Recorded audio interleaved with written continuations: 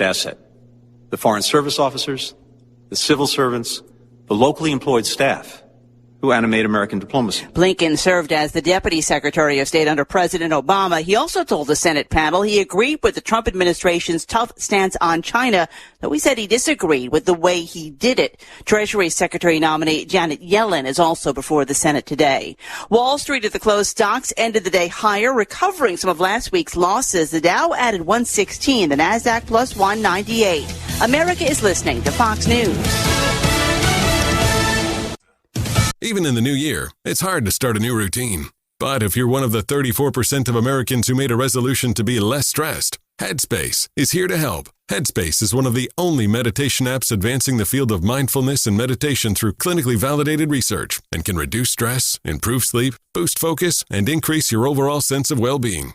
Go to headspace.com/Fox for a free 1-month trial. This is the best deal offered right now. Headspace.com/Fox. Canada is urging the incoming Biden administration to not cancel the Keystone Oil Pipeline. Canadian Prime Minister Justin Trudeau raised the Keystone XL pipeline as critical for Canada, calling it a top priority when he spoke to President-elect Joe Biden in November. Now Alberta Premier Jason Kenney saying that he'll seek legal damages if reports are true that Biden plans to scrap the 1,700-mile pipeline that would carry roughly 800,000 barrels of oil a day from Alberta to the Texas Gulf Coast. The pipeline's become a target for environmentalists, though trade group American Petroleum Institute is also urging Biden to stand up for the thousands of good-paying union jobs and local communities that are tied to Keystone XL. Jeff Manasso, Fox News. Experts are warning that North Korea may try to flex its nuclear muscle with a new administration in the U.S. Analysts at the James Martin Center for Non-Proliferation Studies in Monterey, California say satellite images suggest steps are being taken to ready a test firing at sea of a ballistic missile. That new weapon was rolled out during a huge military parade in Pyongyang last week.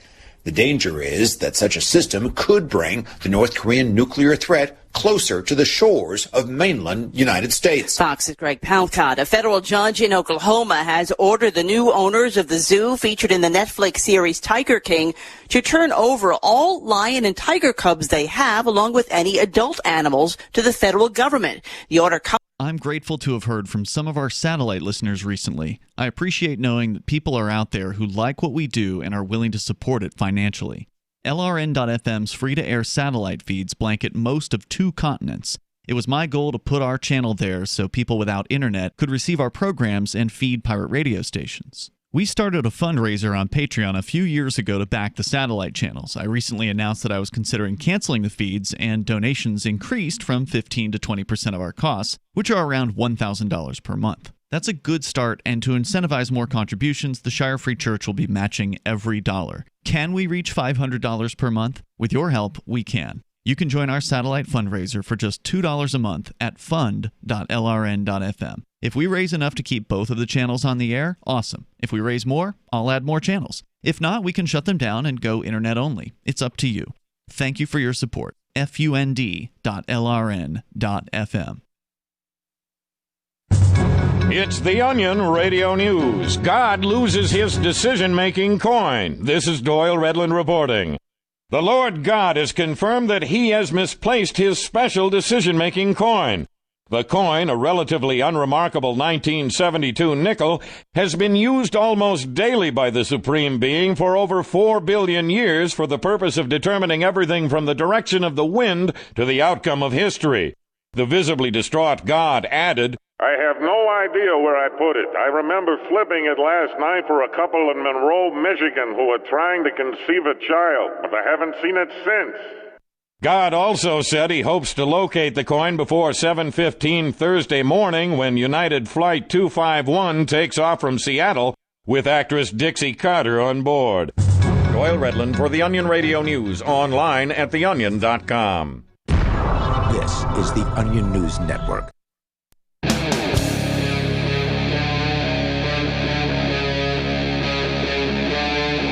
Free Talk Live.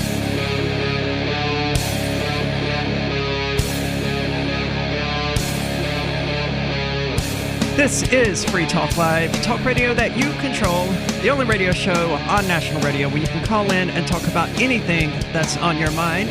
That number is 603-283-6160, 603-283-6160. With you tonight, it's Aria and Mark, who's over there playing with this microphone because I think it just now occurred to you to change the mic muff. Is that what's happening here? Okay, so I do not like watching you do to it what you're doing to it. That's making me really uncomfortable. I'm pretty sure that we are the only people in America that call the little fluffy foam thing that goes on the end of a microphone a mic muff. What else do they call it? Well, it's this P-pop filter or something. Well, that's a different thing. That Pop would filter? go like in front of the microphone some distance away from it. Yeah, we don't have those. No, but these are mic muffs. That's what I call them. Okay. So welcome back to the Yes, I changed studio. mine out. I try to change it out every show.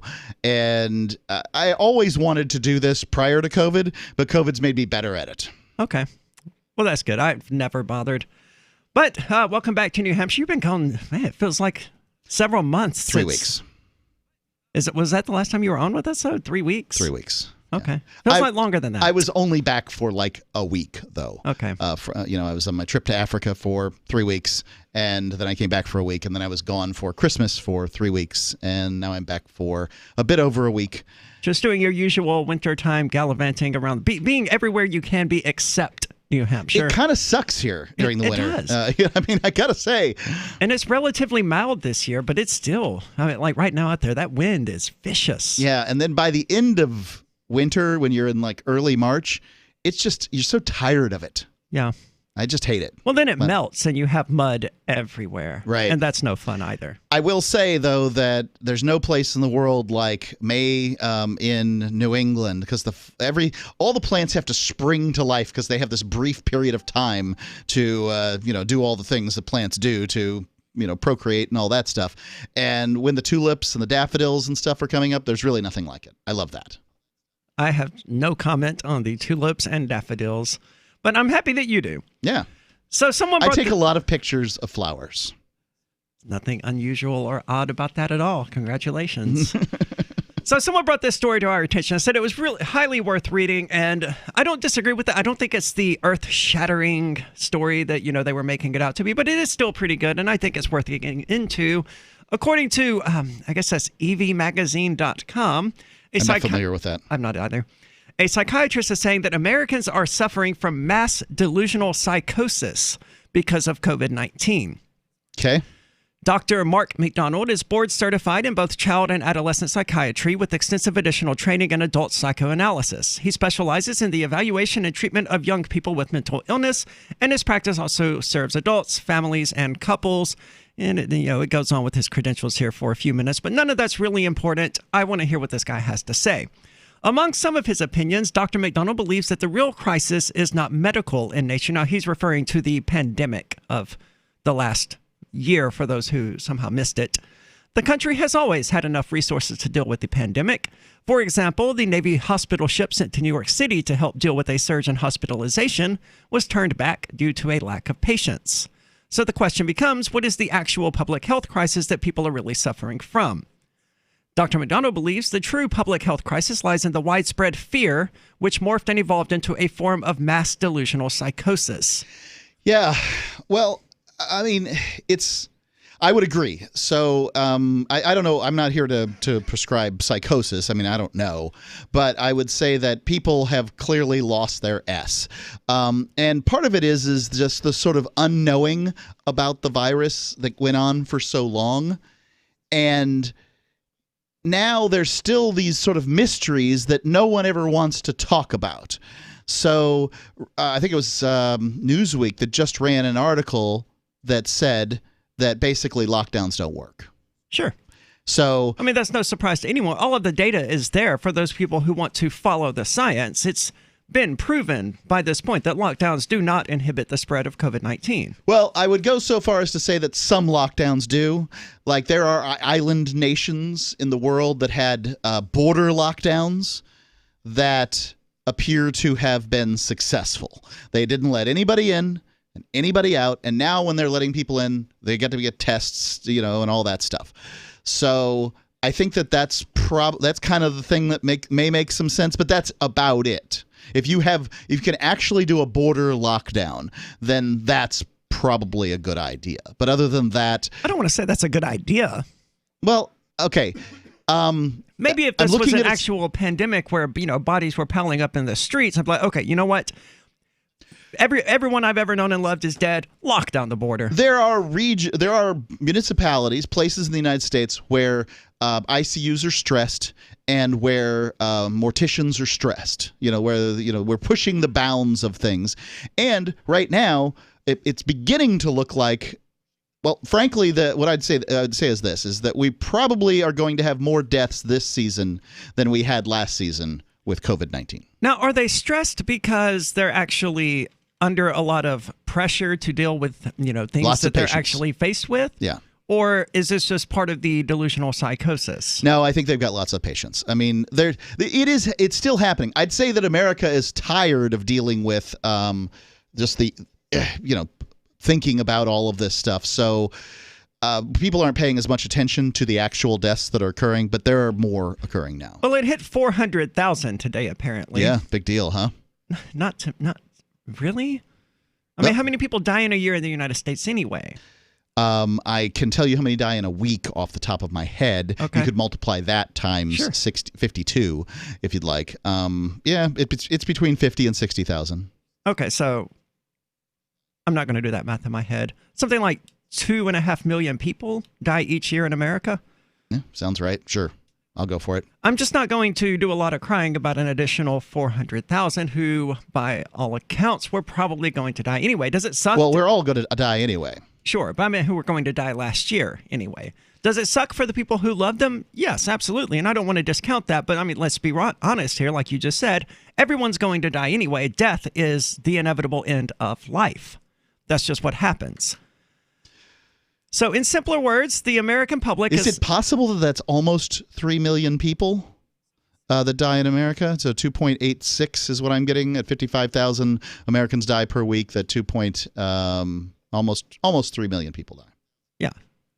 I was happy with about 2.5 million. But okay. I'm glad you ran the I stopped listening to you once you said, I'm not going to do that math in my head, because then I had to do the math. I got fairly close. Yeah, congratulations. Yeah. So even when the statistics point to the... You're a bright she-male. That's why you're on the air. Thanks, Mark. So even when the statistics point to the extremely low fatality rate among children and young adults, measuring as little as 0.002% at age 10 and only 0.01% at 25, the young and the healthy are still terrorized by the chokehold of irrational fear. And this is the truth. So I know plenty of young people who, in my life, and I imagine there's a large percentage, right?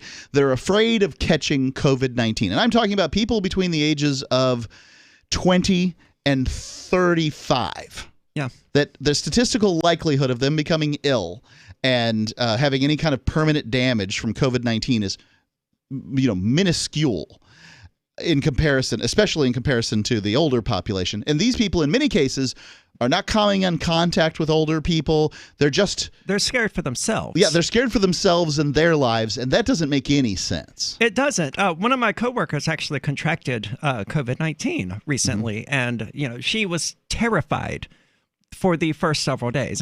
But ultimately, it was just some sniffles, a little chest congestion, a bit of a headache, very flu-like symptoms, and then she was fine. But she was terrified for those first few days that, I have 2 weeks to live.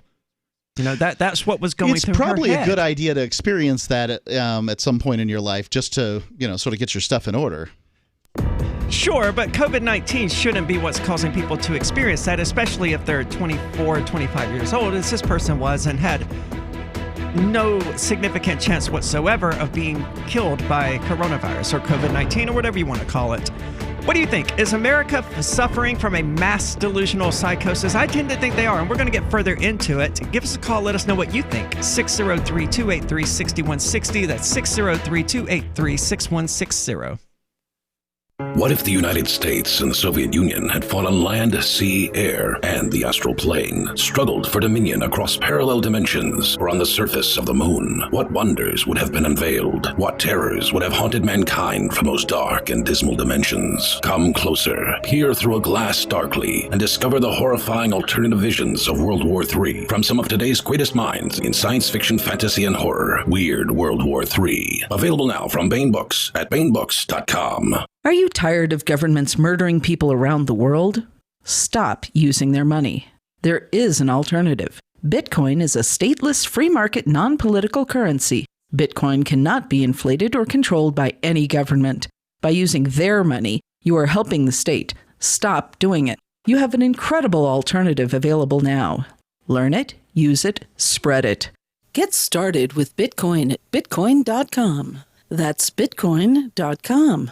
Divvy's been a pretty good investment for Free Talk Live. Their ad campaign started in September 2019, and from mid-March to mid-July, the values soared by 10 times. It's not too late. Divvy's new wallet hasn't even released yet, and other things are happening that I can't even say on the radio. If you want to invest and potentially do well, go to divvyproject.org. I can tell you that FTL is deepening its partnership with the guys from divvyproject.org. Past performance is not an indication of future profit. divvyproject.org. D-I-V-I project.org.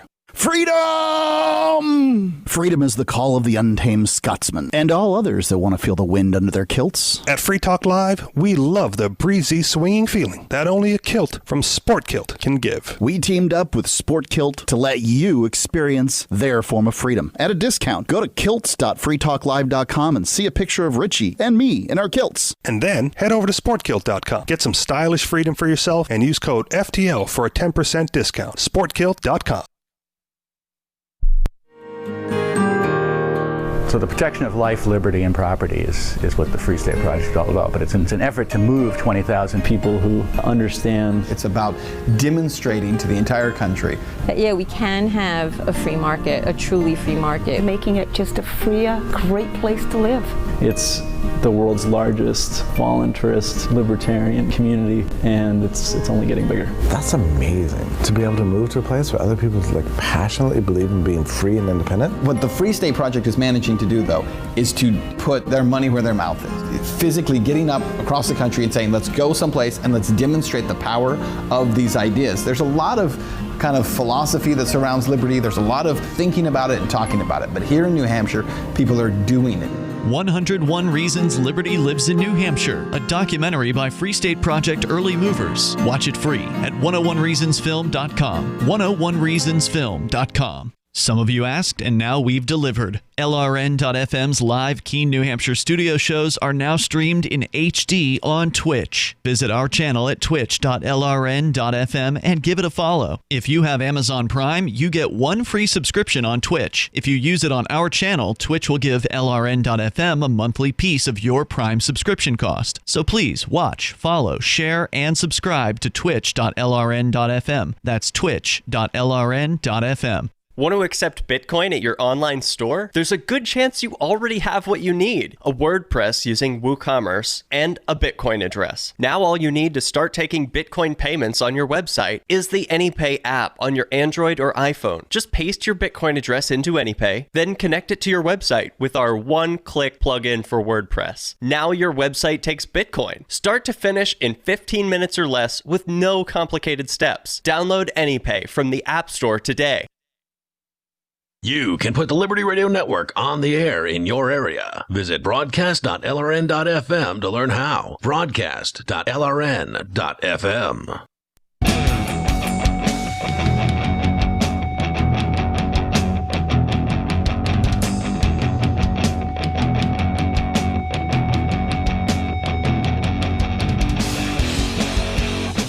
It's Free Talk Live, talk radio that you control. 603-283-6160 is the call-in number.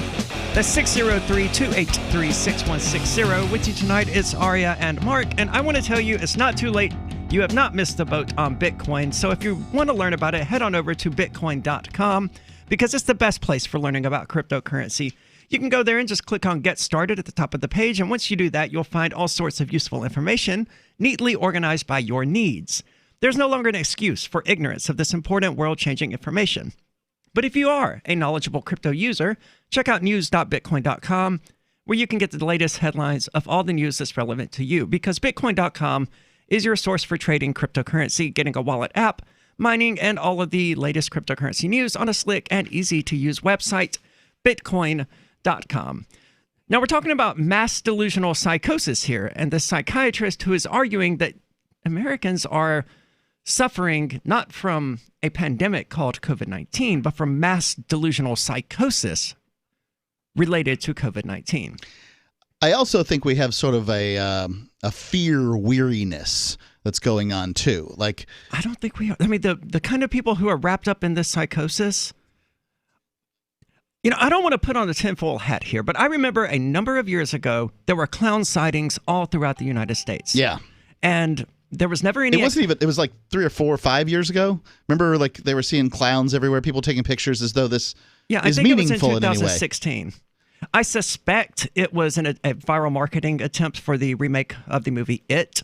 And then people started freaking out and schools started getting locked down and things like that. So they pulled the plug on it and they just never took responsibility for it. That's my best guess. Somebody saw, like what you say, you ran across it very quickly, but it's really important to note that somebody saw a clown and locked near a school. I was going to circle back to that, yes. Near a school. Multiple schools were locked down throughout the United States because someone claimed they saw a clown. And of course, then you had people who were posting on Facebook fake photos of clowns to build up the hysteria further. There's a strong possibility that this was a CIA op to test the spread of hysteria among people. For all we know, there was never a clown out there. All it took was one person posting a picture to Facebook saying, oh my God, I just saw this creepy clown out just standing in the street. It was so weird. And it took off from there. But if you think about historically how common clowns are. Sure, right? But these seem to have been going out of their way to be, I don't want to say menacing, but not in places you would expect clowns to be, because they weren't menacing.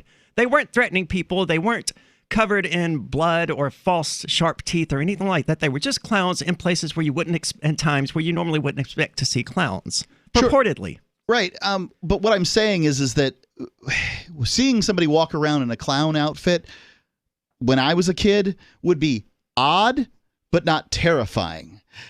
Once Stephen King put out It originally, then it became okay and then sort of built up over time where people were like, I'm scared of clowns. I'm like, and... Well, I think even if you were a child, prior to Stephen King's It, if you looked out your window at night and you saw a clown just hanging out in your woods... Yeah, sure. You would be a little creeped out. Well, I think you would be surprised to see anybody out in your woods. You know, sure. But I mean... But I mean, if you were walking down the street... We went from an America where you would hire a clown to come entertain your child to a decade later that the notion is nearly a freaking offense. That's what I'm saying.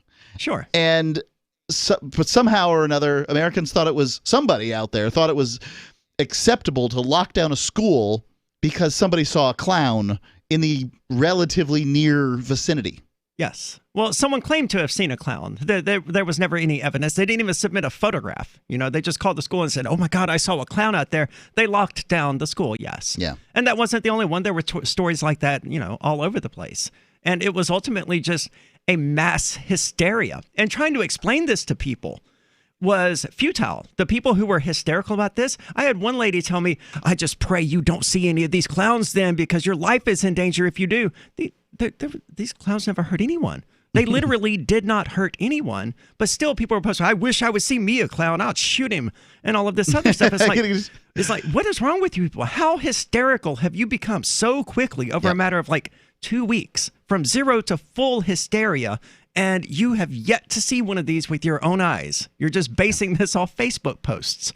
Small group primates, man. They're stupid. And there's not a lot of compelling reason to believe that this COVID-19 stuff is significantly different. The vast majority of the information we're getting about COVID-19 is coming from that same fake, illusory world that might as well just be trolls posting on Facebook about this disease that we've never actually seen or encountered. So are you saying that you don't think that the deaths have occurred as they're reported? I don't know. Okay, because I believe the deaths have occurred as reported. Yes, now, the 400,000 people who they say are dead are definitely dead. Okay. How many of them died from COVID-19 and how many of them died for other stuff? Well, I can tell you this. I haven't done the math on it, but I can tell you that more people have died in 2020 than died in 2019. A lot more.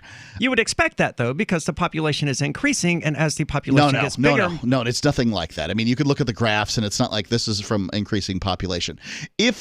What I believe will happen is that we're probably killing off all the people that were going to die most of the people who are going to die in the course of the next 3 years or so.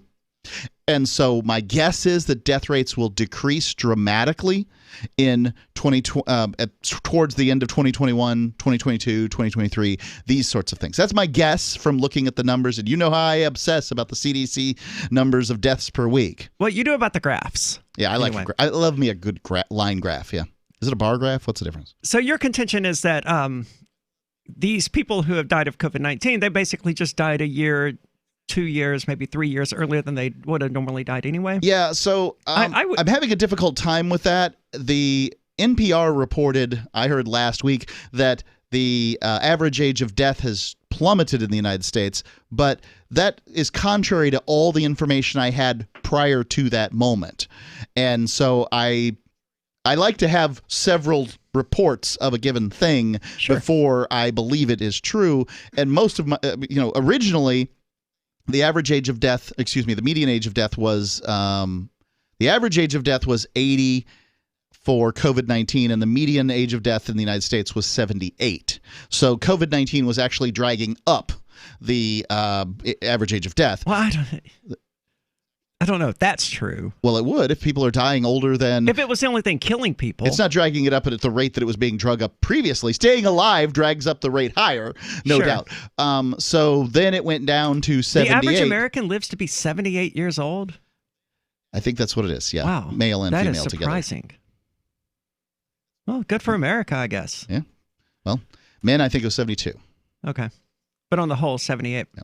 I haven't been studying that part. I've just been looking at how many people die, but that's... But the majority of COVID deaths, as you said, have been people who are over 80 years old, so they were already beyond the average life expectancy anyway. Yeah.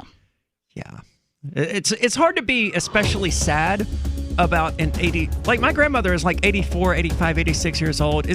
I'm not going to be particularly sad when she dies because... She had a life. I've had quite a long time to prepare for the fact that, she's 80-something years old. My mother's 79. I'm trying my best to keep her from going out drinking with her friends. Yeah. Yeah. Because she'd rather live in her last few years of life. She's going to go out. 603-283-6160. What are you doing about your elderly family members? Maxwell, he was a runaway to rescue, great disposition. About 9 years ago, he was scratching a lot, and he started losing some hair. My vet, she said, he must be allergic to the chicken. Another vet said, it's the grain. Third vet, she said it's the weather, something in the air. And then somebody said, DINOVITE.com. I had been listening to the Dynavite ads, hearing about different stories of different people, and it just clicked. I got my first 90-day supply, and it took a grand total of 2 weeks. And the dog stopped itching, the hair stopped falling out. Dynavite is nutrition. And Maxwell loves it. Now he's close to 10, and the Dynavite's a big part of Maxwell's diet. Dynavite for life. You won't believe how happy your dog will be. And he's a spectacular dog. DINOVITE.com. If you're looking for work, you know the math. There are many more applicants than openings, so you need to stand out, not blend into the blah, blah, blah your interviewer is hearing from your competition. Here's a tip. In your interview, you will be judged more by the questions you ask than the answers you give. Yes, do anticipate the obvious job interview questions and prepare concise, insightful, glass-half-full sounding responses. And you should interview your interviewer. Seem genuinely curious about what will help get results. With money and attention so scarce now, effective communication skills have never been more important. You want to cut through the clutter. For more tips for job job seekers and making all the other conversations you have more productive, hit survivalspeech.com. I'm Holland Cook. Are you tired of your taxes funding endless occupations around the world? Antiwar.com is run by people who understand that wars abroad become wars at home, wars on our freedoms. Antiwar.com is dedicated to bringing you the latest in news, views, interviews, and reviews from the top movers and shakers in the anti-occupation movement. Antiwar.com has it all, from thorough foreign policy analysis to interviews with whistleblowers who used to run the military-industrial complex. Anti-war, pro-free market. That's antiwar.com. So you've heard all 3 hours of the latest episode of Free Talk Live, and you're still hungry for liberty-oriented audio content? Did you know that we have another 24/7 audio stream at LRN.FM? The Liberty Radio Network airs the latest episodes of some of the best liberty-oriented podcasts on the internet around the clock. In addition to recorded content, you'll also hear live shows like Free Talk Live, originating from our Keene, New Hampshire studio. So listen anytime at LRN.FM. That's LRN.FM. Free Talk Live. The vast majority of the, quote-unquote terrorists that are acting supposedly in the name of Islam, those people are not actually Muslims. They are nominally Muslim in the same way that a large percentage of Americans, when asked on a questionnaire, will say, yeah, I'm a Christian. Right. But they couldn't necessarily tell you all of the tenets of the faith. Most of the people in the U.S. military claim to be Christian, and they're killing people overseas. Not in the name of Christianity, but in the name of America, because God is on our side. So, you do have, to some extent, Christians killing people. Free Talk Live, 7 nights a week from 7 to 10 Eastern, live on the Liberty Radio Network at LRN.FM. Help get LRN.FM into more ears. Visit promote.lrn.fm for a free bumper sticker, flyers, banners, graphics, and more. Promote.lrn.fm.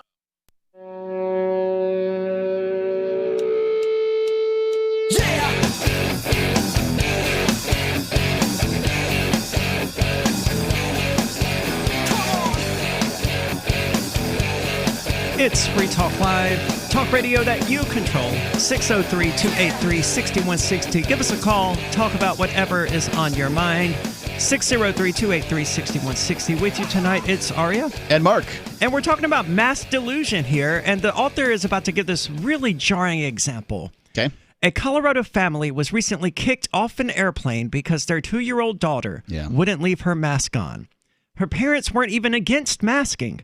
The toddler just didn't want to have a piece of cloth smothering her face. And toddlers are, notoriously difficult to reason with. Yes. And by the way, I'd like to say this before we go any further. Anybody who had a 2-year-old and anybody who named, the person who named being 2 the terrible twos hadn't had a 3-year-old yet. Okay. Because I swear the 3s are worse. But well, I'm going to say for sure that a 2-year-old cannot be reasoned with. You can't reason with a 2-year-old and explain to them the science behind why they should wear a mask on an airplane. That's not realistic, and I don't think it's possible. No. Never having had a 2-year-old. And it's likely the 2-year-old's scared with the airplane anyway, surrounded by people they're not familiar with. Let's not forget that a significant portion of their life, a significant percentage of their life, they haven't been really outside of the house because of, the COVID lockdowns.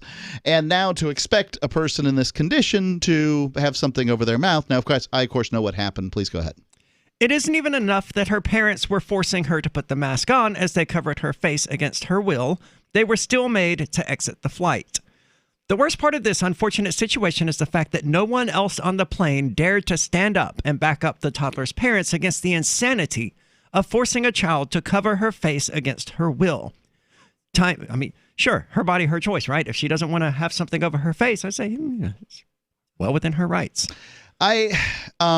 So the airline is, as far as I'm concerned, the airline should be able to make the decision, and they've handed down rules that make it difficult for their.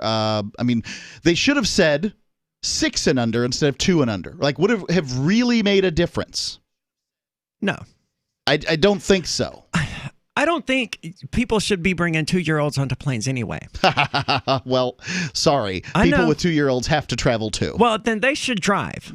No, but we don't want to be stuck in this car for 26 hours with a 2-year-old. Yes, so you're socializing that suffering among all of the other people who bought this ticket because you didn't want to suffer for 18 hours. All of us now have to suffer for 3. I can tell you that it's just ultimately narcissistic behavior, in my opinion. Get this crying 2-year-old off of this airplane, you jerk. You sound like a person who doesn't ever want to have children in their life. You know, I don't. I know, and neither did you. Well, yeah, but I was never a jerk about kids. I could always entertain them, and because somebody Look, at a certain age, I can too. But a 2-year-old that you can't reason with it's crying. No one knows why it's crying. It's just going to keep crying. Well, sometimes they'll share with you why they're crying. It's just often irrational. So I would agree that under most circumstances, it makes sense for families to travel in cars. My family makes a trip to and from New Hampshire every year to Florida. And we basically almost always made that trip in a car, but there were a couple of times, I think, that Jack had to be on an airplane. And but the car's cheaper, and you get to leave when you want. You can pack more stuff and a whole bunch of things. If you're moving 3 people from New Hampshire to Florida, the car's cheaper than the plane. Sure, especially if that car's a Prius. So whether or not it would be a big deal for them to raise the age to 6, well, time and time again, we hear studies about how children are not a vector for infection. Yet everyone on the plane was deluded into thinking that a 2-year-old who refused to put on a mask would kill everyone. In the midst of mandatory masking, have you also noticed a glaring problem about people who get hysterical at those who refuse to wear a mask? The scientific fact is that if someone doesn't want to assume the risk of infection, that person should be wearing an N95 or KN95 mask at all times when they venture outside. Yet in almost every encounter we have observed, people who tend to chastise others for not wearing a mask, they themselves have always only worn an ineffective paper or cloth mask. Yeah, and often they'll pull at it while they're yelling so they can get a better yell or something. Yes. And in order to really sort of get things, they have to get closer to the person. It's all so odd. The ones that I've seen online. I mean, I've seen people chastise people from a distance, which makes more sense, mind you. But another thing I wonder is that we haven't so we've been given these things to do, right? Stay at home when you only make necessary trips. Stay 6 feet from each other.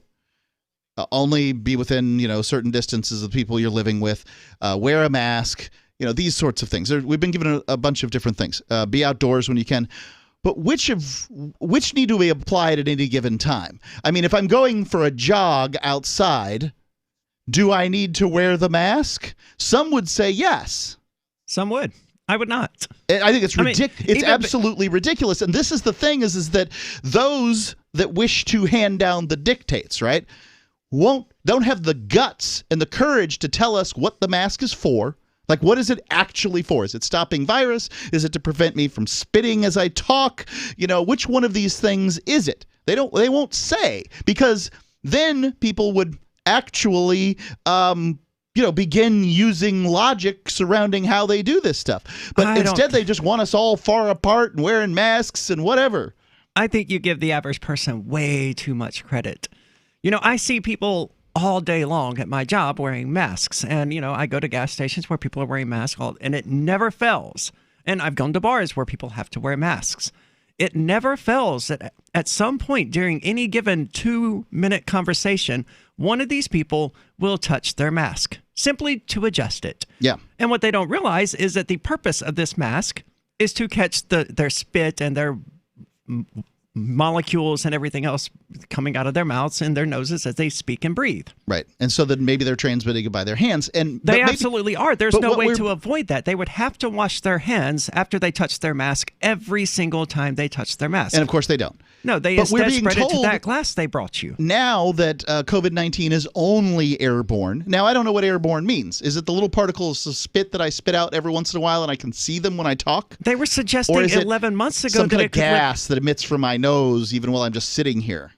They suggested 11 months ago they could live up to 4 to 6 weeks on surfaces. Yeah, they say and now all they're kinds saying of it things. can't live on surfaces at all? And this is, yes, and this is the kind of thing that we're dealing with is that's just all this disinformation. And so it makes perfectly good sense that people are scared and frustrated and upset, and there's a whole bunch of stuff going on. At this point... Or there's nothing going on, and it's just an endless game of Simon Says with the government.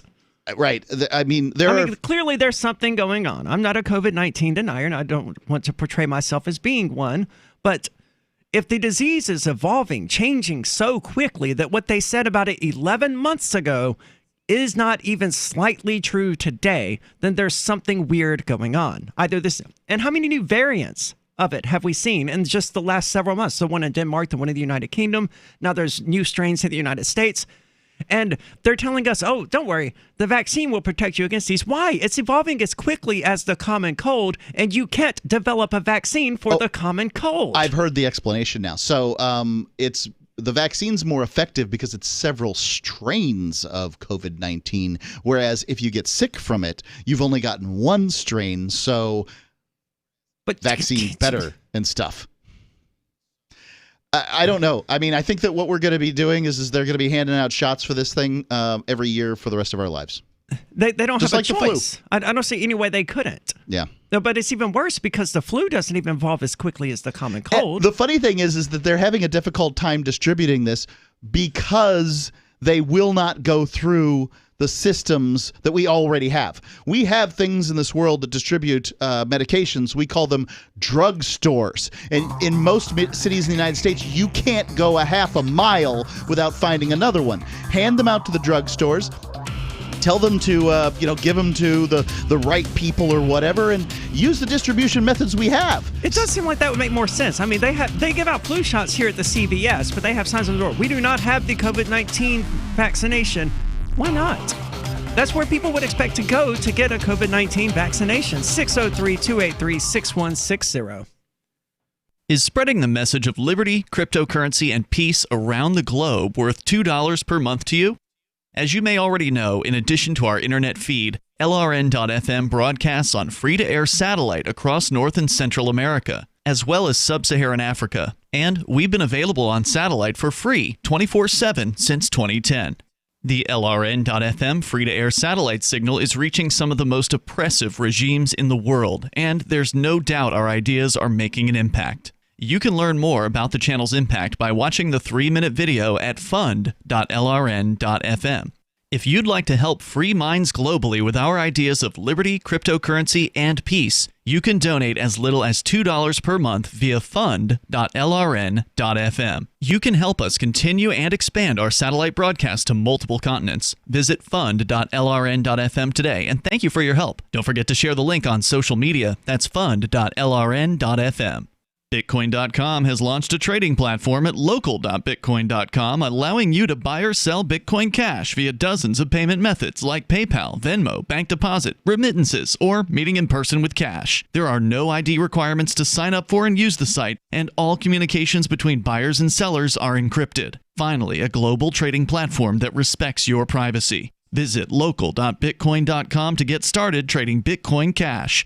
local.bitcoin.com. If you want to know the latest about Free Talk Live before we go on the air, all you need to decide is how you want it delivered. It's your choice. Visit news.freetalklive.com to receive our usually weekly news updates by email. Plus, we have a Twitter account at twitter.freetalklive.com, and you can follow us on the decentralized Mastodon platform at toot.freetalklive.com. So please follow us at toot.freetalklive.com and sign up for our emails at news.freetalklive.com. I've been told no in many different ways. I give you an order and you're going to obey it. George, you can go this way. You can't do that and you have to leave here. You cannot bring signs into their rally. Walk with me. Well, I'm comfortable here, actually. Whoa.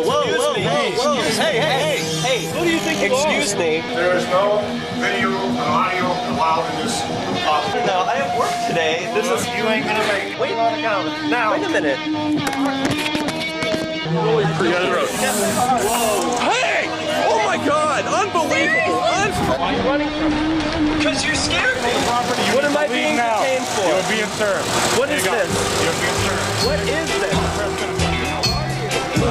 Bureaucrats have a funny way of telling people no. That's the sound of the men working on the chain. Derek J's Victimless Crime Spree. Watch it for free and order the Director's Cut DVD at victimlesscrimespree.com. The LRN.FM social media channels have been revamped. We've eliminated Facebook and focused on other platforms like Twitter and Mastodon, the decentralized alternative to Twitter. On our accounts, you'll find posts from multiple LRN.FM show hosts together in one place. Follow us on Twitter at twitter.lrn.fm, or better yet, move to the decentralized Mastodon social media platform at toot.lrn.fm, toot.lrn.fm. I think you'll like it. I'm a little obsessed with My Magic Mud. Several years ago, I met Jessica Armand, the founder and CEO of My Magic Mud, and I didn't even know my teeth were coffee stained. A week's worth of use convinced me, and now I use it every 3 or 4 days. It's clinically proven to whiten teeth, and I think it cleans better too. My Magic Mud's available at most local health food stores, Sprouts, Natural Grocers, CVS, Walmart's Natural Beauty Aisle, but I can get it for you for 20% off with coupon code FTL20 at mymagicmud.com. FTL20 mymagicmud.com. Some of our live shows are streamed in HD on Twitch. Please follow and share at twitch.lrn.fm. That's twitch.lrn.fm.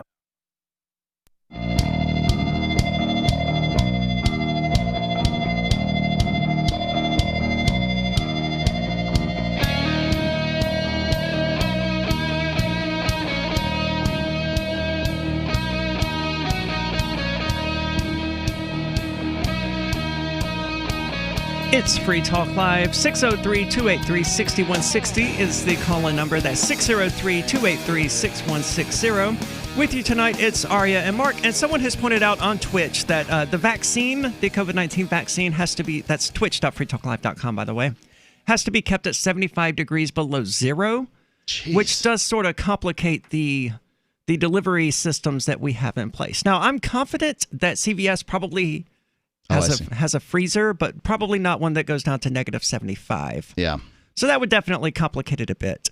Additionally, the vaccines have to be spaced out 21 to 28 days, something along those lines. So the person would have to schedule a time to come back to get their second dose or whatever. So it is a little bit more complicated than your average vaccine, but I still think that CVS and Walgreens are probably better up for the task than these hospitals are proving to be.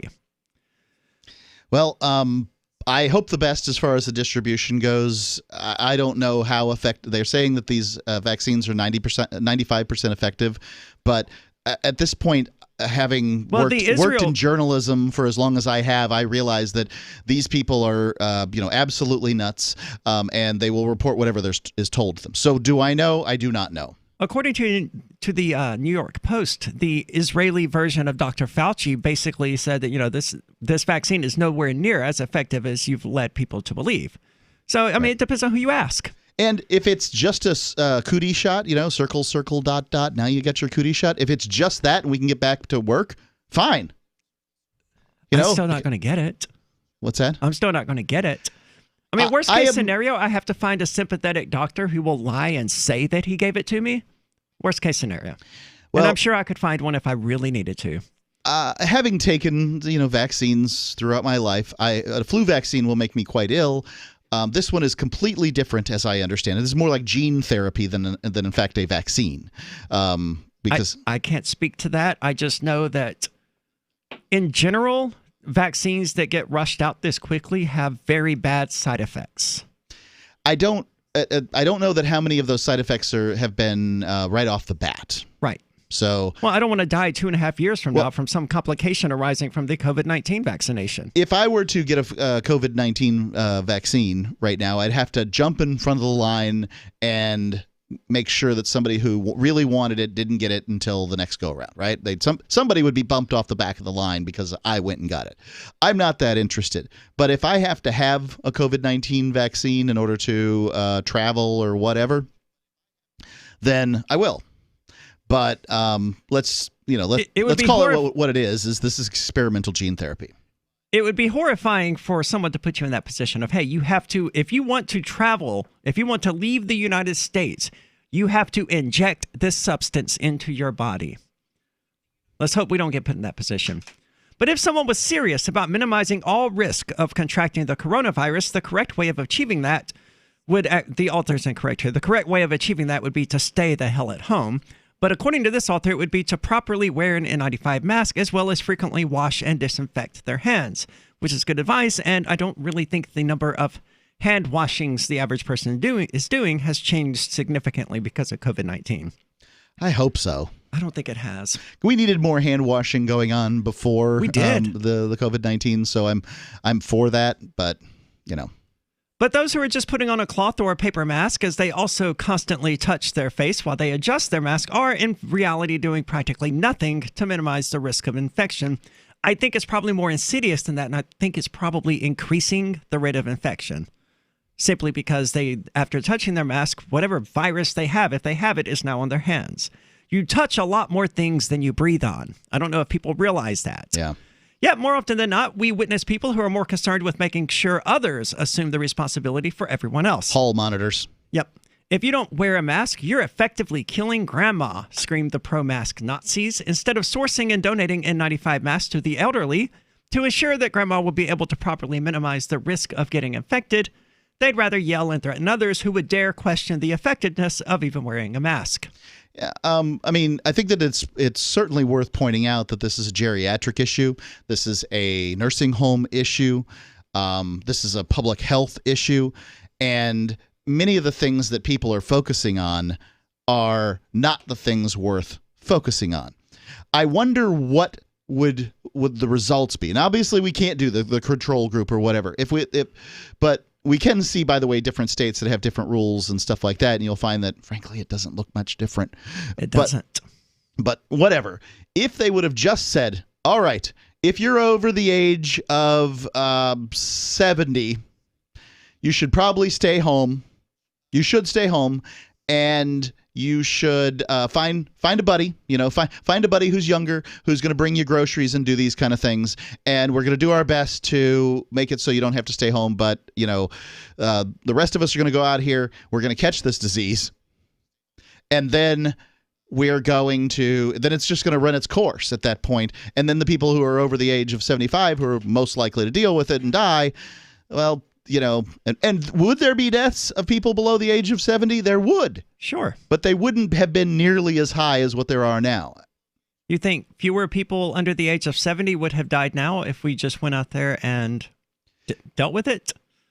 Yeah, I think that if you kept the older folks at home and people would just deliver groceries to them, those kind of things, then originally, in large part, this was a nursing home problem, but now, well, sure, and it still is to some throughout extent. The United States made that problem significantly worse by locking the elderly down in nursing homes where they died en masse. Yeah, they did that in New York, and it was probably the greatest human rights violation in the United States in the year 2020. But nobody talks about it.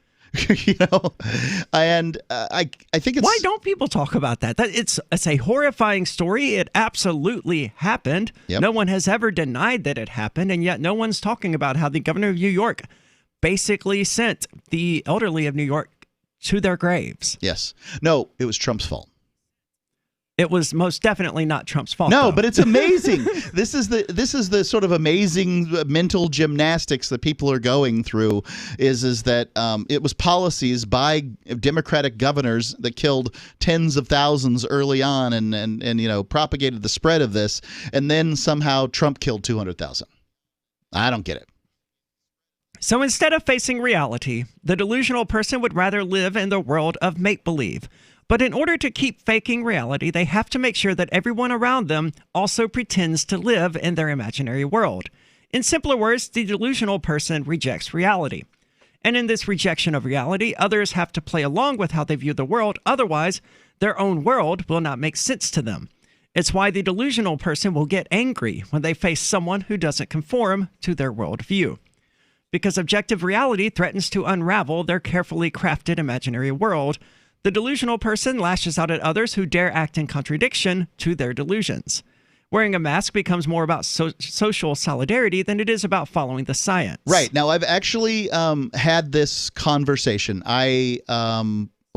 So I went to a grocery store in Florida. I've basically had no conversations, and I have a little doctor's note that's laminated that says I don't have to wear a mask, right? I've had almost no conversations, but I did have this one.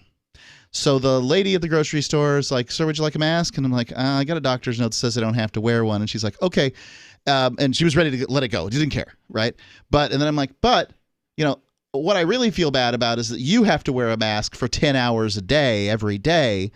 And I would wear one in solidarity with you if that would make you feel better in some way. But honestly, I don't have to wear one, and I don't feel like wearing one." And I've, of course, got my little card out and showing it to her. And at this point, she's like, nope. Like she didn't want to have the conversation at all. And that was really it. I feel terrible. I can't say I blame her. For people out there who are having to wear these things all day, every day. And I don't know what to do other than sort of throw extra money around in tips. I find in the winter in New Hampshire, I don't mind it that much. Because a little warmer? It is a bit warmer, yes. It's basically like wearing a scarf over your face, or however people wear scarves. I don't know if people do that. I don't know, because I've never worn a scarf. I wear it around my neck.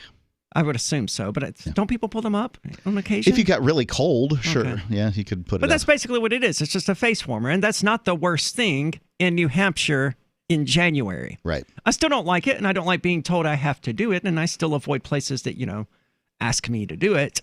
But getting back into this story, they have to compel others into the reality of their own making. Take a look at this example. Take a look at the example of how this physician in Ontario had his account suspended for daring to point out the truth. It's Gil Nini, and we're going to talk about it more, but I'm going to quickly share his tweet with you. I can't help but shake my head tonight. I just finished my shift at the COVID-19 assessment center at my hospital. I walked through my ER on my way to the change room, empty. I shake my head at my colleagues who go on Twitter and TV ranting about how our ER is crazy. No evidence that this guy is actually a doctor or works at this hospital, but interesting nonetheless. 603-283-6160. Having taken her father's throne, Sarah Calhoun has fallen out with one of her best allies, and her brother Nathaniel heads into Imperial Philadelphia with a reckless plan. Her uncle Thomas, armed with new powers and new allies, aims to remove Sarah from her throne and from the world of the living. To survive, and to gain the strength she needs to fight an impossible war, Sarah must unite the Mound Builder Kings to enact an ancient rite that will propel her beyond mortality. Servant Daughter by DJ Butler is the newest entry in the Dragon Award-winning Witchy War series from Baen Books at BaenBooks.com. Are you tired of governments murdering people around the world? Stop using their money. There is an alternative. Bitcoin is a stateless, free market, non-political currency. Bitcoin cannot be inflated or controlled by any government. By using their money, you are helping the state. Stop doing it. You have an incredible alternative available now. Learn it, use it, spread it. Get started with Bitcoin at Bitcoin.com. That's Bitcoin.com. There are basically two types of advertising, direct response and branding. Radio's great for direct response with its low cost to listener ratio, but audio can't be beat for branding, which is a longer-term endeavor. You want to be the first thing that someone thinks of when they think about your product or service. If you have a local business that you want kept top of mind in your community, call the station. If you need national reach, Free Talk Live's got around 200 radio stations, millions of monthly listening sessions, can suit all budgets, and if we don't think we're right for you, we'll tell you. Email me, mark@freetalklive.com. There are lots of ways to listen to Free Talk Live. Our podcast has been around since podcasts began, and now the FTL feed is loaded with content besides our full show archives. Did you know that we make it easy for you to customize your podcast subscriptions? We have different feeds, one that includes only our full shows, one with just the Daily Digest, and our main feed that includes everything. You decide what you listen to. It's quick and easy to customize your feeds at feeds.freetalklive.com. That's feeds.freetalklive.com. You're listening to the live edition of Free Talk Live. Hour number 2 is next after the news here on the Liberty Radio Network at LRN.FM. Remembering those lost. I'm Lisa Lacera, Fox News. President-elect Joe Biden taking part in a memorial ceremony on the National Mall for the 400,000 Americans lost to COVID-19. I mean this from the bottom of my heart. If there are any angels in heaven, they're all nurses. We know from our family experience what you do, the courage and the pain you absorb for others. And Biden says it's important to heal as a nation. Fox News has learned that the theme of tomorrow's inauguration is unity. President Trump delivered his final formal address to the nation in the form of a video telling his supporters, I want you to know that the movement we started is only just beginning. There's never been anything like it. The president said we came here and did what we said we would do and so much more. I go from this majestic place with a loyal and joyful heart, an optimistic spirit, and a supreme confidence that for our country and for our children, the best is yet to come. The president touted the quick progress on producing 2 vaccines for COVID-19, claiming another administration could have taken years to come up with one shot, adding we grieve for every life lost and pledge in their memory to wipe out the pandemic once and for all. YouTube has extended its ban on President Trump uploading video for at least another 7 days. The company banned him a week ago for violating its content policies. President-elect Biden's pick for Defense Secretary Lloyd Austin is just one of several cabinet nominees before Senate panels today. Austin is a recently retired 4-star general and would need a waiver to take the job. He told senators he understands their concerns, but he said, the safety and security of our democracy demands competent civilian control of our armed forces. America is listening to Fox News. Even in the new year, it's hard to start a new routine. But if you're one of the 34% of Americans who made a resolution to be less stressed, Headspace is here to help. Headspace is one of the only meditation apps advancing the field of mindfulness and meditation through clinically validated research and can reduce stress, improve sleep, boost focus, and increase your overall sense of well-being. Go to headspace.com/Fox for a free 1-month trial. This is the best deal offered right now. Headspace.com/Fox. Protections keeping people from losing their homes during the pandemic are extended. A pause on tenant evictions and single home foreclosures ending at the end of this month is extended again through the end of February. It applies to properties whose owners have federally backed mortgages or participate in federal assistance programs. That's fewer than half the rental properties in the country. Some state and local governments have their own eviction and foreclosure moratoriums in place during the pandemic, and President-elect Biden has said it's a priority for his administration to keep people in their homes. Chris Foster, Fox News. Georgia's Secretary of State has certified the result of its Senate runoff elections. The election of Raphael Warnock and John Ossoff give Democrats 50 seats. Republicans also have 50. Any ties in the Senate would be broken by incoming Vice President Harris. The list of stars taking part in tomorrow's inauguration special is getting longer. Country stars Tyler Hubbard and Tim McGraw will join in the inauguration festivities alongside the Black Pumas. The Presidential Inaugural Committee announced there will be additional participants highlighted during Celebrating America, the primetime special that will be hosted by Tom Hanks. I think it's time to come together, you and I can make a change. Hubbard and McGraw will sing their latest duet, Undivided. They will join John Bon Jovi, Bruce Springsteen, Justin Timberlake, Kerry Washington, and Demi Lovato for the special that is said to showcase the American people's resilience, heroism, and unified commitment to coming together. It can be viewed on multiple outlets beginning at 8:30 Eastern. Michelle Polino, Fox News. The Fox News Channel has a new daytime programming lineup starting this. On Free Talk Live, we're bringing people to the ideas of liberty every day. From wrestling superstars like Glenn Jacobs. You guys really are having an impact, I believe. Like I said, a lot of where I am now is due to listening to Free Talk Live. You changed my mind on some very important issues years ago. To random people tuning in on the radio. I was kind of stuck in the left-right paradigm. I heard your show by chance on a Saturday night. From there, I went on, joined the Free State Project, and become an amplifier. So, I mean, that's really the reason why I amp is because I know that if it wasn't for you guys being on as many stations as you are, I never would have found the ideas of liberty. Your amp will directly change more lives by getting Free Talk Live in front of people looking for talk radio online and on the air. When you amp Free Talk Live, you get perks like access to the AMP-only Facebook group and AMP podcast. Visit amp.freetalklive.com. According to locals waiting for a 66 bus in downtown Chicago last night, a young couple was making out in the passenger shelter like they were in Paris or something. Onlookers spoke to reporters about the pair, who carried on their passionate embrace for over 20 minutes, as if they were in some sort of candlelit bistro tucked away in Montmartre. It's been almost a half an hour and they're still going at it. It's like they think they're sitting on a sun-dappled picnic blanket in the Tuileries Gardens. I mean, where the hell are we? The Champs-Élysées? The Paris Marathon makeout session, which took place in downtown Chicago and not, as frustrated onlookers emphasized, on a cobblestone street in the city of lights, featured intense gazing, deep tongue kissing, and other gestures of affection typically reserved for a couple strolling down the banks of the Seine River. You know, for a second there, I honestly thought we had all been transported to Parc Monceau, drinking flutes of champagne on a wonderful summer afternoon while being serenaded by a Parisian accordion player. But no, we're at a bus stop in Chicago. This is the Onion News Network.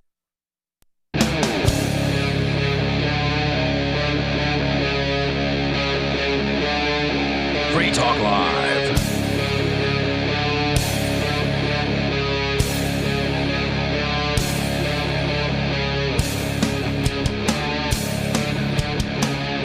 It is Free Talk Live. As always, talk radio that you control. 603-283-6160 is the call-in line. 603-283-6160.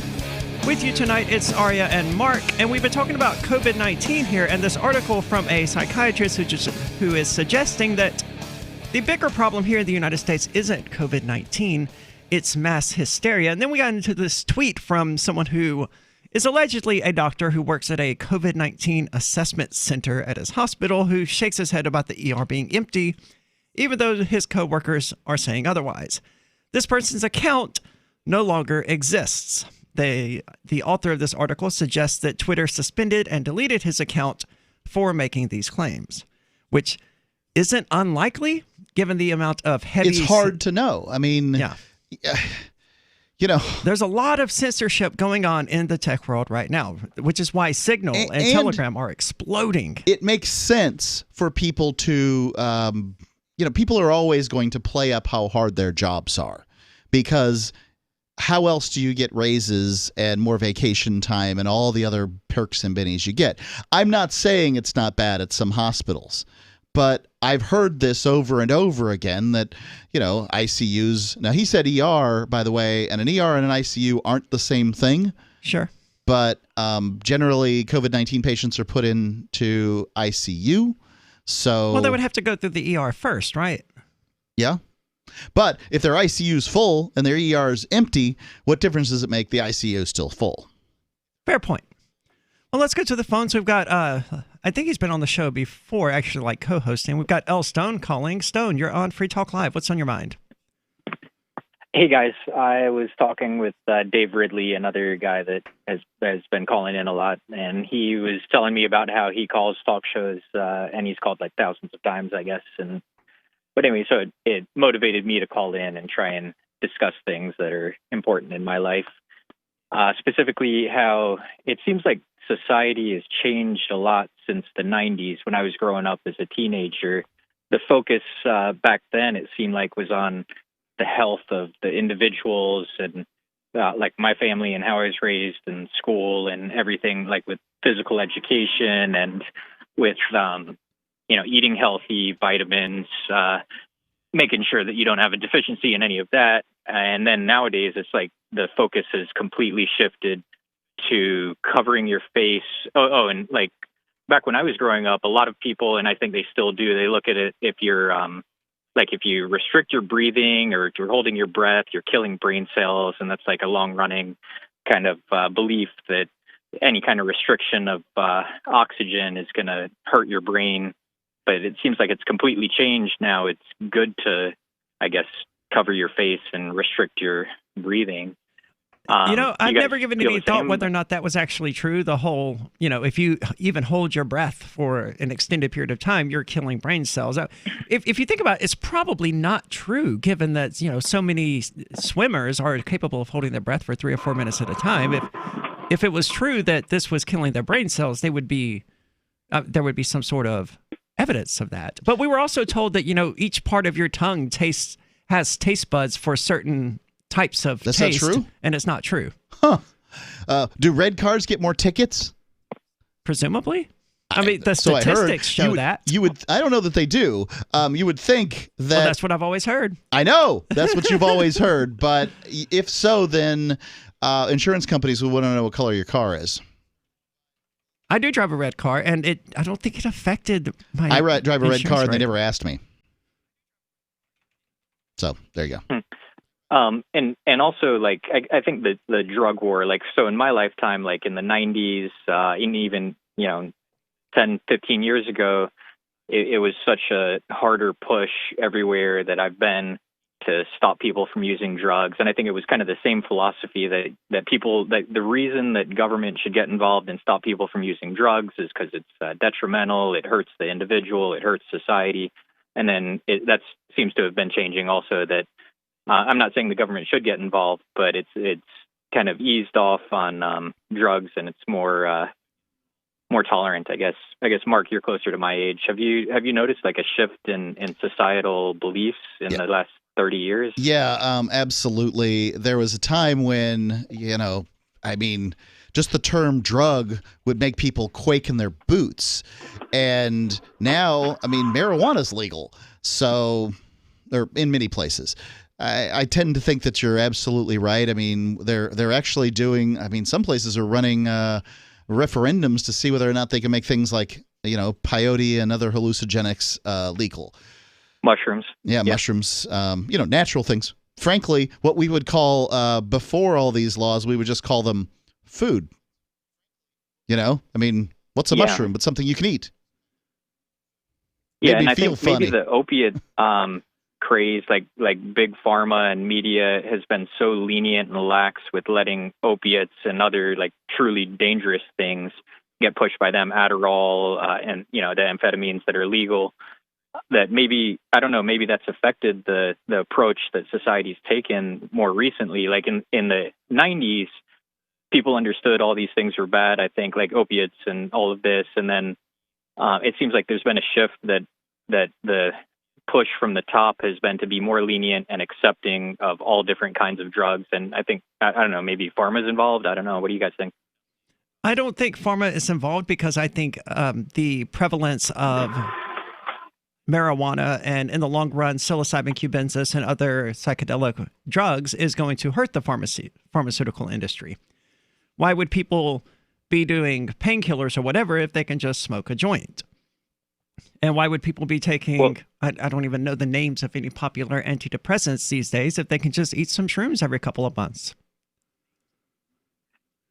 Since they've actually been, I think, cracking down on a lot of that. They haven't had liability, I guess, for like the Purdue family or whatever it is, but I think they're no longer overtly pushing for opiates and doctors prescribing truly harmful things.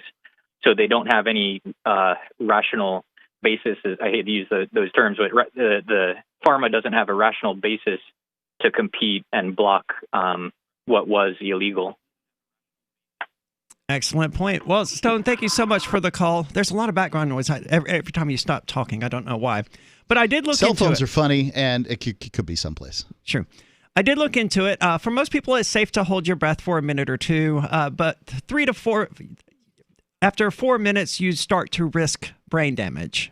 Probably very minor for the first, 10, 15 seconds. But the average person can't hold their breath for 4 minutes anyway. I got to a point where I could hold it for 5, but that was the farthest I ever made it. You have to spend a lot of time and effort training that. The free divers do this. Yes. So you can... It's a big pain to become to put on your tank and scuba dive and all these things. It has its advantages, but if you get better and better at holding your breath, then you can go down and see more stuff and these sorts of things. So people who do a lot of diving, in sort of shallow waters, want to be able to hold their breath for longer, and I think it's pretty cool. But holding your breath for 30 seconds or however long the average person can just hold their breath without any training, myth, not going to cause any brain damage whatsoever. Not going to kill even a single brain cell. I wouldn't think so. It's also an urban legend that red cars get pulled over more. I knew that. Yeah. The vehicle color that gets pulled over more often than any other color is actually white. Because there's more vehicles that are white. Really? Yeah, that's what red does come in second place, though. Okay. So there's There's a lot of red vehicles, and the thing is that what do we decide if we're just going with basic colors? Is a maroon vehicle red? Because a lot of people would say yes. I had a Cadillac that was maroon, but they called it Fire Mist Red. Whereas, some vehicles are clearly red. Others are, in that palette of red. See, I'm actually kind of surprised that red doesn't get pulled over more because it's generally perceived as an aggressive color. So if you see someone driving a red car, you tend to just, it's deep psychological Isn't it safer ways. to drive a red car because people are more likely to see it? I mean, fire engines are red for a reason. Are they?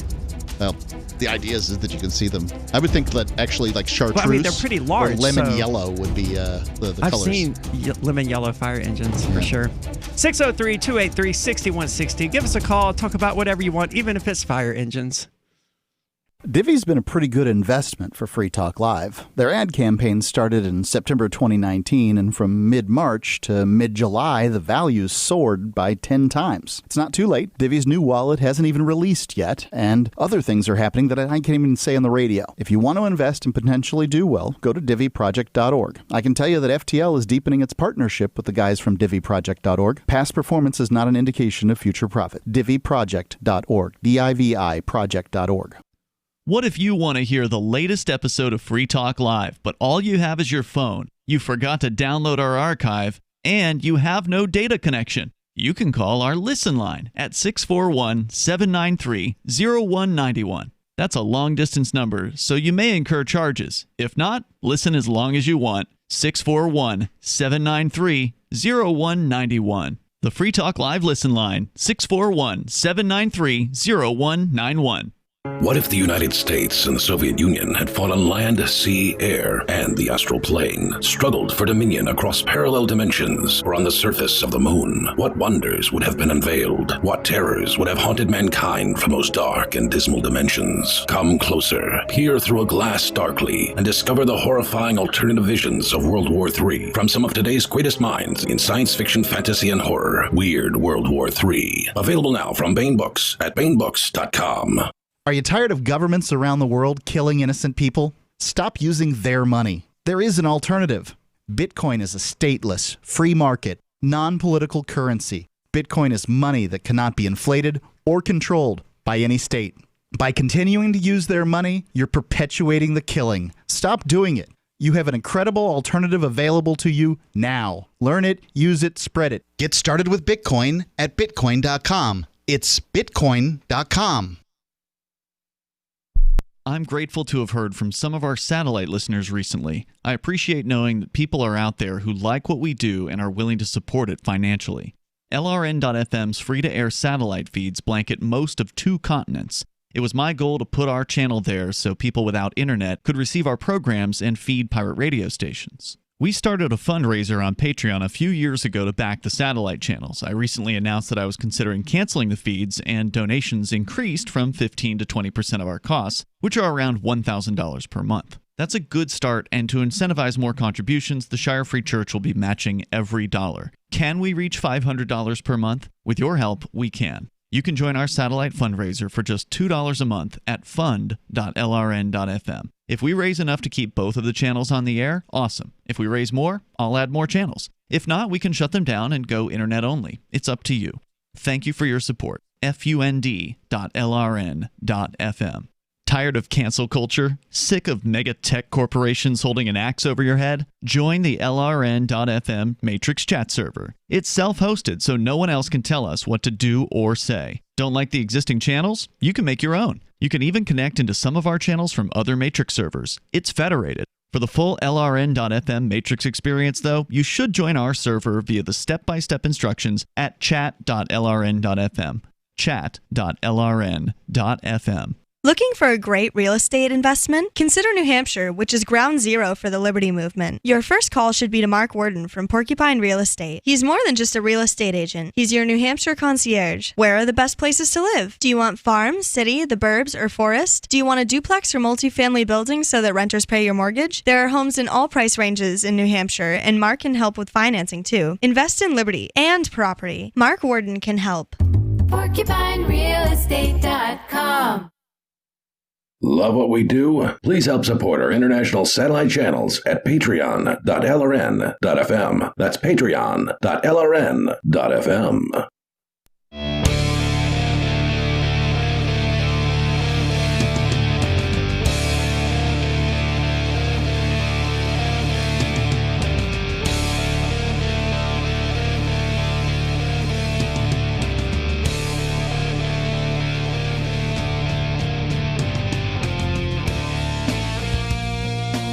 It's Free Talk Live, talk radio that you control.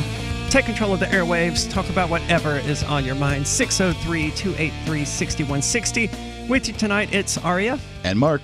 And I want to tell you about AnyPay because AnyPay 2.0 is here, which makes crypto payments faster than ever. That is, if you're using the Edge wallet, Handcash, Bitcoin.com, or the Dash wallets. If you aren't using these wallets, then your wallet is inferior.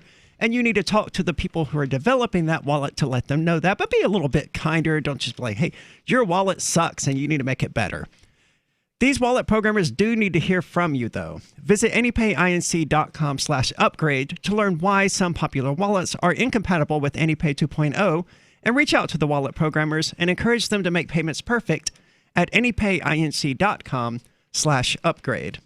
Now, we're talking about this article here from the psychiatrist who says that the real problem facing America today is not, COVID-19 may or may not be a problem. This author is certainly suggesting that it's probably not. But the real problem is delusional mass delusional psychosis or delusional mass psychosis. I don't remember exactly how they phrased it, but it's the same kind of delusion that drives religious fanatics who would kill their own daughters because she dared to, quote, dishonor her family.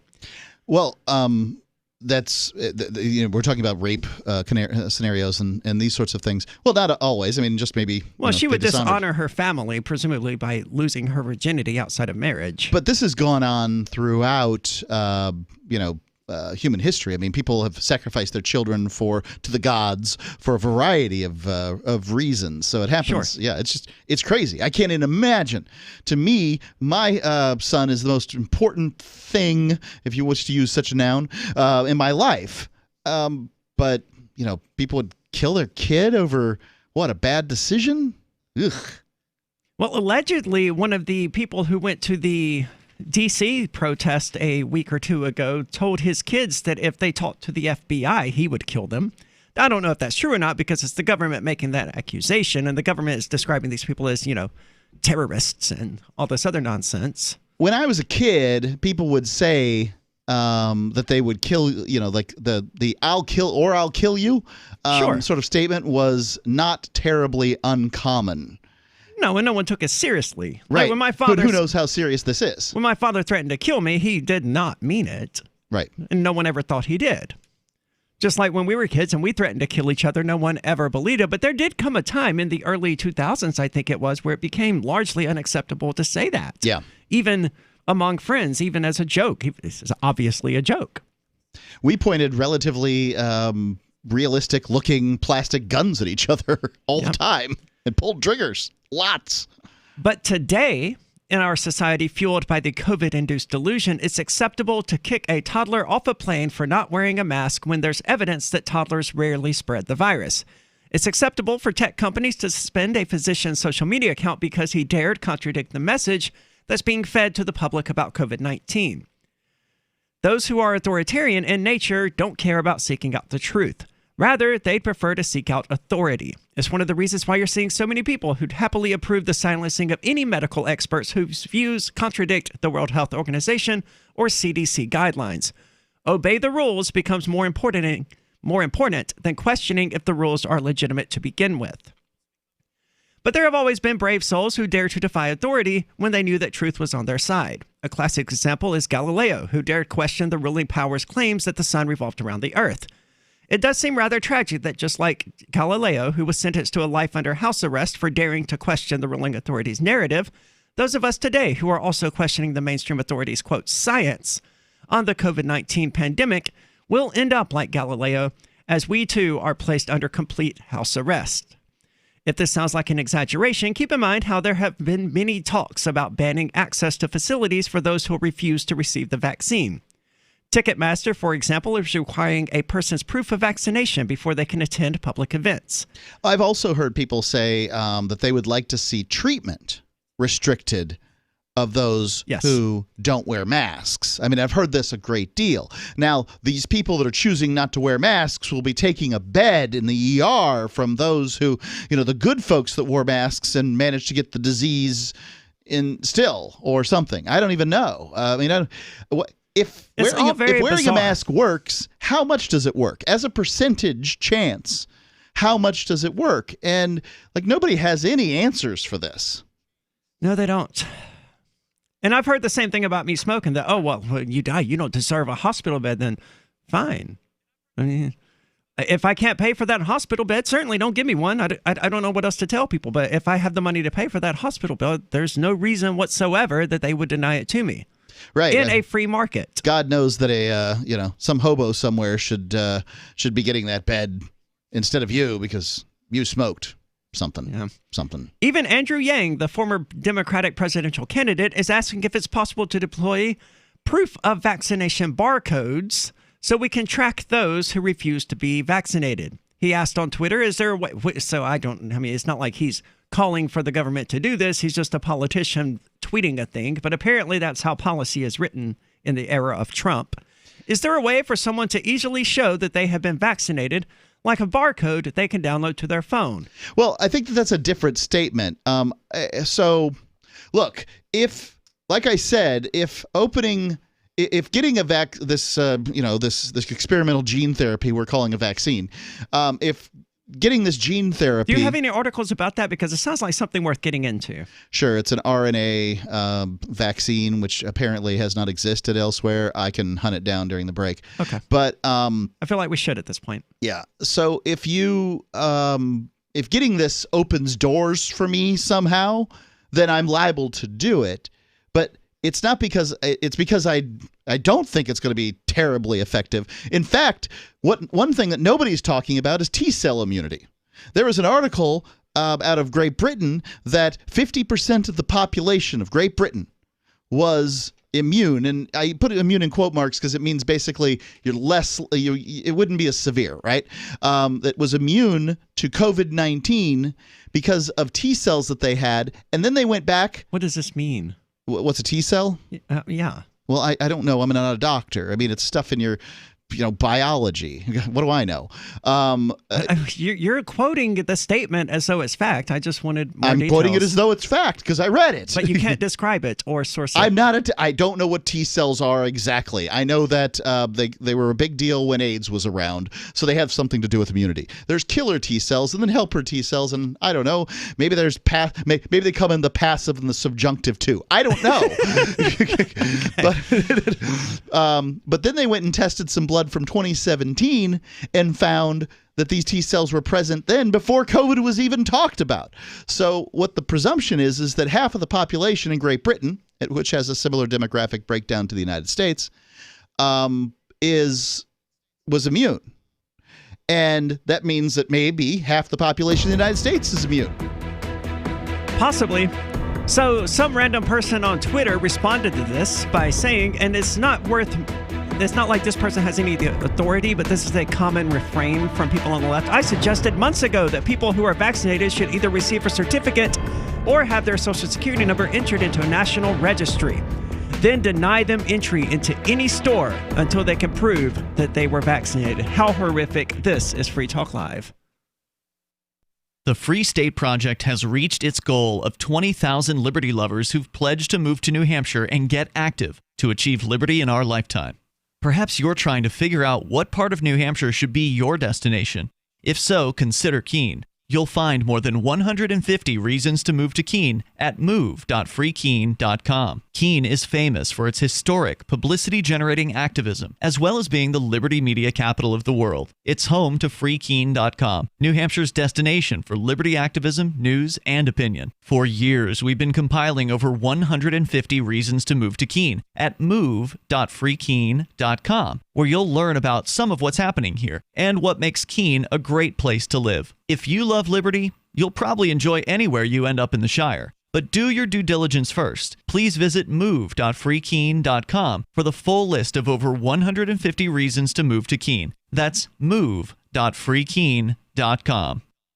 This is Michael Dean from the Freedom Fiends. I've run websites since 1996 and have used over a dozen web hosts in that time. AgristHosting.com is the only one that hasn't broken my heart. Agrist Hosting's uptime and service is stellar, and their DDoS mitigation is the best I've seen. That's important because if you tell the truth in this world, you'll ruffle feathers. And some people will try dirty tricks to silence your voice. No matter what the haters hit us with, Agrist Hosting keeps our websites online. If you have a mission-critical commercial presence or a world-changing activism site, you cannot tolerate any skullduggery. So go with agristhosting.com. Have a WordPress or blog site, but you're not satisfied with performance or uptime? Or just want raw hosting? Want to pay with Bitcoin? Agrist Hosting specializes in high-performance hosting with personalized service. Go to agristhosting.com and click on the button that says Get Hosted. That's agristhosting.com. Are you tired of governments murdering people around the world? Stop using their money. There is an alternative. Bitcoin is a stateless, free market, non-political currency. Bitcoin cannot be inflated or controlled by any government. By using their money, you are helping the state. Stop doing it! You have an incredible alternative available now. Learn it, use it, spread it. Get started with Bitcoin at bitcoin.com. That's bitcoin.com. Some of you asked, and now we've delivered. LRN.FM's live Keene, New Hampshire studio shows are now streamed in HD on Twitch. Visit our channel at twitch.lrn.fm and give it a follow. If you have Amazon Prime, you get one free subscription on Twitch. If you use it on our channel, Twitch will give LRN.FM a monthly piece of your Prime subscription cost. So please watch, follow, share, and subscribe to twitch.lrn.fm. That's twitch.lrn.fm. We have some good news. The indictments against Ross Ulbricht in the District of Maryland were dismissed with prejudice, meaning they can never be refiled. This is especially good because those indictments contain the only charge ever made that Ross engaged in murder for hire. This was a serious allegation that Ross Ulbricht denies. It was never prosecuted or ruled on by a jury, but was trumpeted by the federal government and the media as if it were proven fact. The Maryland court held these indictments for almost 5 years, poisoning Ross's case and leaving him under a cloud of unproven allegations. As explained in Ross's appeal to the Supreme Court, the fact that the judge used these allegations to give Ross a draconian sentence of double life without parole violated his Sixth Amendment right to a jury trial. Judges are required to issue sentences based on convictions decided by a jury, not unproven allegations never even charged at trial. Although this is a positive development, the dropped indictment will not set Ross free. Now, a presidential pardon is Ross's only hope of freedom. Sign the petition at freeross.org. freeross.org. Now you can follow LRN.FM on the decentralized Mastodon social media platform at toot.lrn.fm, toot.lrn.fm.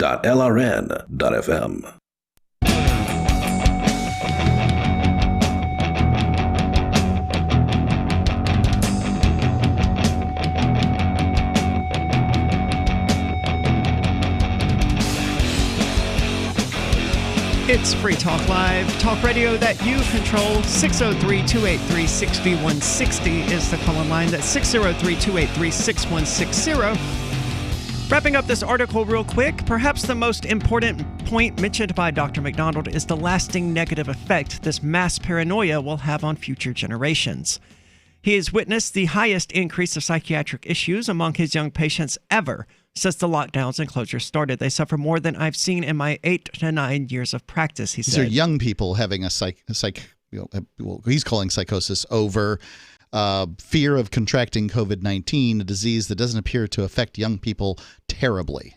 He gave an example of a local homeowners association's decision to close their private park because they noticed that children were playing on the grass without wearing a mask. This was dangerous because while the children were rolling around on the grass, they're also touching it, and therefore could potentially spread or pick up the virus from the grass and kill their grandparents when they go home with the virus. Because of this, the park had to be closed and the grass had to be disinfected in order to get rid of the virus. Wow. Imagine a child being told they can't play outside because they might kill grandpa if they did. And imagine the long-term consequences of that to that child's psychology. Let's go to the phones. We got Mark Watson calling. Mark, you're on Free Talk Live. Hey, Aria. Hey, Mark. How are you doing tonight? Hey, what's on your mind? Hey, Studio 8424 LRN is my channel. That's my internet affiliate for LRN, and we're doing the broadcast of Free Talk Live right now. And when I heard you talk about this whole psychosis and basically gaslighting, it occurred to me, I've done the numbers on this, and I do have to finish for the end of December. The numbers for December are out, but I created a spreadsheet, and the spreadsheet covers the numbers of all deaths, all causes, in the United States, relative to the U.S. population year over year, 2008 till the end of November of 2020. Okay. And what did you find? And so I put that in the Free Talk Live social. And what I found was you can look at the numbers. social.freetalklive.com.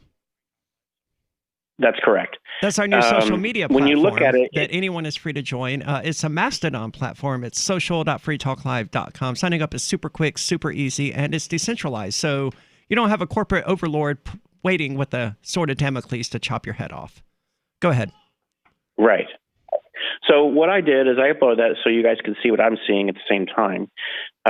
Basically, the numbers show the year over year, and what you look at is you see the percentages are roughly the same within a few points here and there, year over year U.S. deaths, percent U.S. deaths, and the change in U.S. population. So you're saying as a percentage, the people that more people didn't die in 2020 than they do every year?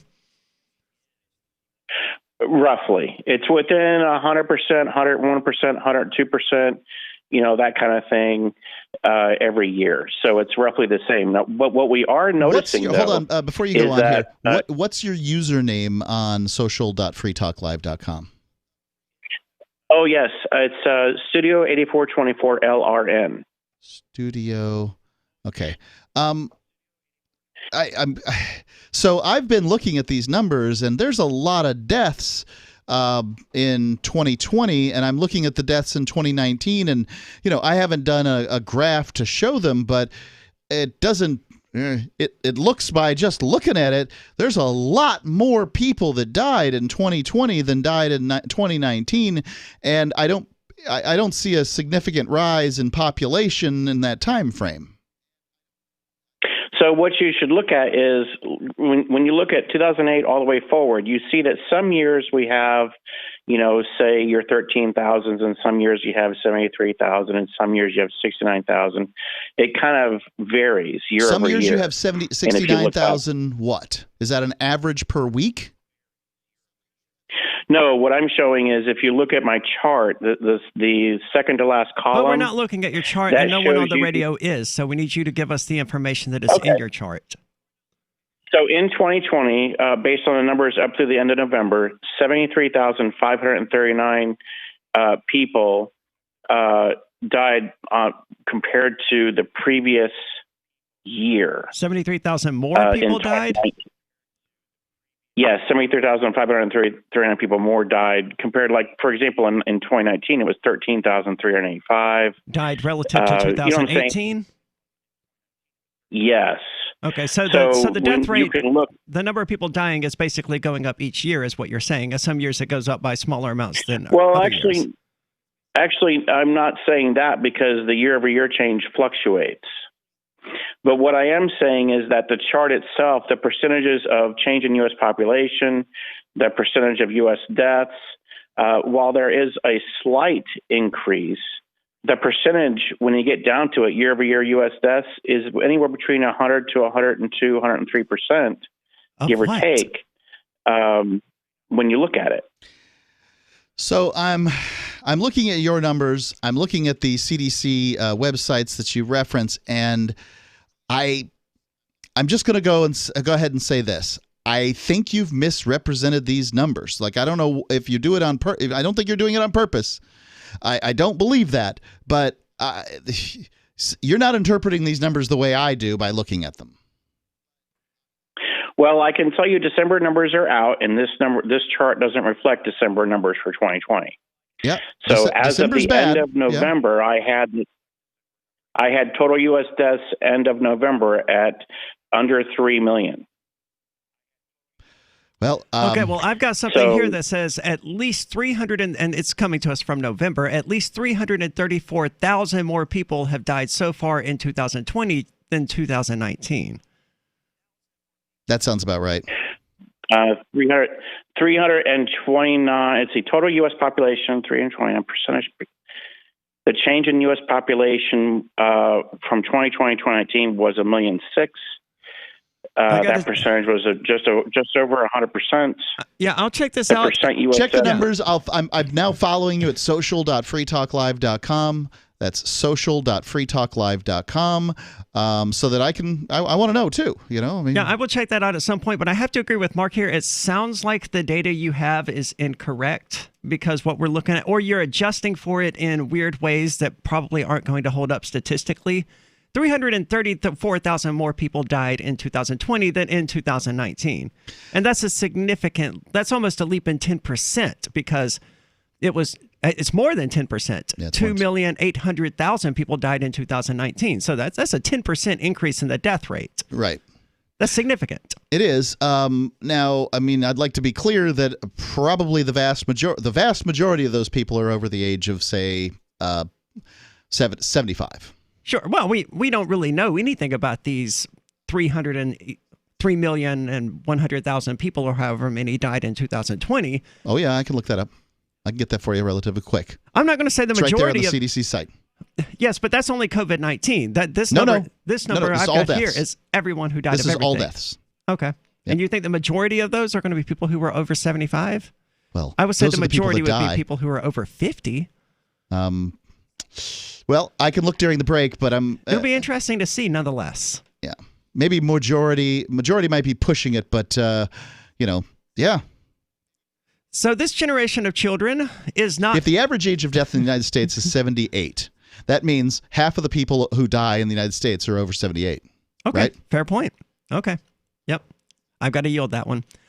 This generation of children is basically not only being traumatized, but also being taught to accept the feeling of unjustified guilt about themselves just for being children. But the most terrifying thing about all of this is the 2-year-old who, when they saw someone else on the sidewalk, proclaimed, "Oh no, people."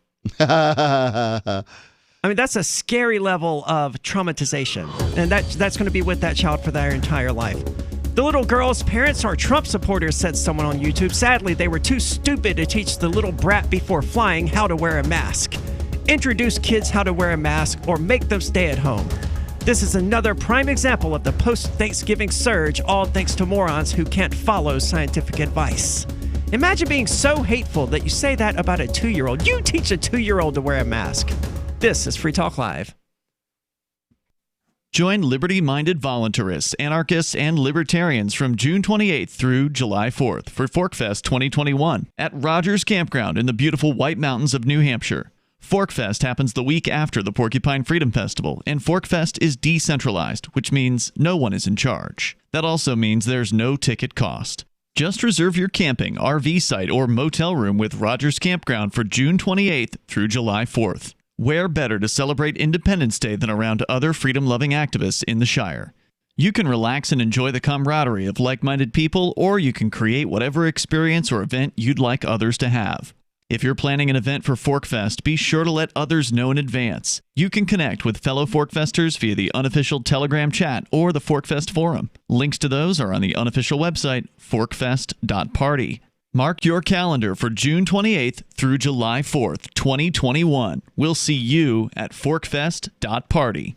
So you've signed the Shire Society Declaration and are planning your move to New Hampshire to be around more liberty-oriented people. Next, sign up for the Shire Society Forum at forum.shiresociety.com. There are a bunch of people there who are already in the Shire, and they want to meet you. If you're already in the Shire physically, you should also come by the forums. Remember, not everyone uses Facebook. New people are signing up for the Shire Society Forum every month, so drop in and say hello at forum.shiresociety.com. So you've heard all 3 hours of the latest episode of Free Talk Live, and you're still hungry for liberty-oriented audio content? Did you know that we have another 24/7 audio stream at LRN.FM? The Liberty Radio Network airs the latest episodes of some of the best liberty-oriented podcasts on the internet around the clock. In addition to recorded content, you'll also hear live shows like Free Talk Live, originating from our Keene, New Hampshire studio. So listen anytime at LRN.FM. That's LRN.FM. Following the conclusion of yet another day marked by a litany of tedious and unavoidable realities, The Onion spoke with sociologist Dr. Timothy Coghill, who told reporters that the nation would be forced to go through all of it again tomorrow. As our projections demonstrate, tomorrow, like today, every man, woman, and child in America will wake up and do it all again. All of it, including traffic, the workday, bad coffee, your kid's soccer game, laundry, the struggling economy. Statistical evidence also showed that the nation would once again endure traumatic childhood memories, Twitter, anxiety, poverty, consumerism, rampant abuses of the legal system, joint pain, racial inequality, global warming, the steady erosion of civil liberties, violence, loneliness, disease, unresolved intimacy issues, the ravages of age, hunger, sexual frustration, existential dread, the looming specter of death. For more on this unending story, check this week's Onion Review. This is the Onion News Network. If you want to know the latest about Free Talk Live before we go on the air, all you need to decide is how you want it delivered. It's your choice. Visit news.freetalklive.com to receive our usually weekly news updates by email. Plus, we have a Twitter account at twitter.freetalklive.com, and you can follow us on the decentralized Mastodon platform at toot.freetalklive.com. So please follow us at toot.freetalklive.com and sign up for our emails at news.freetalklive.com.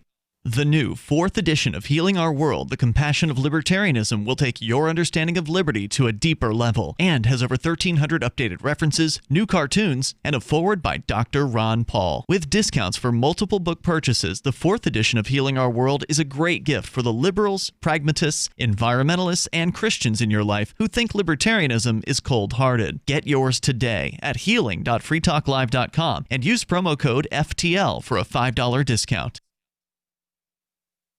This is the Liberty Radio Network, broadcasting the latest liberty-oriented audio content 24 hours a day at LRN.FM.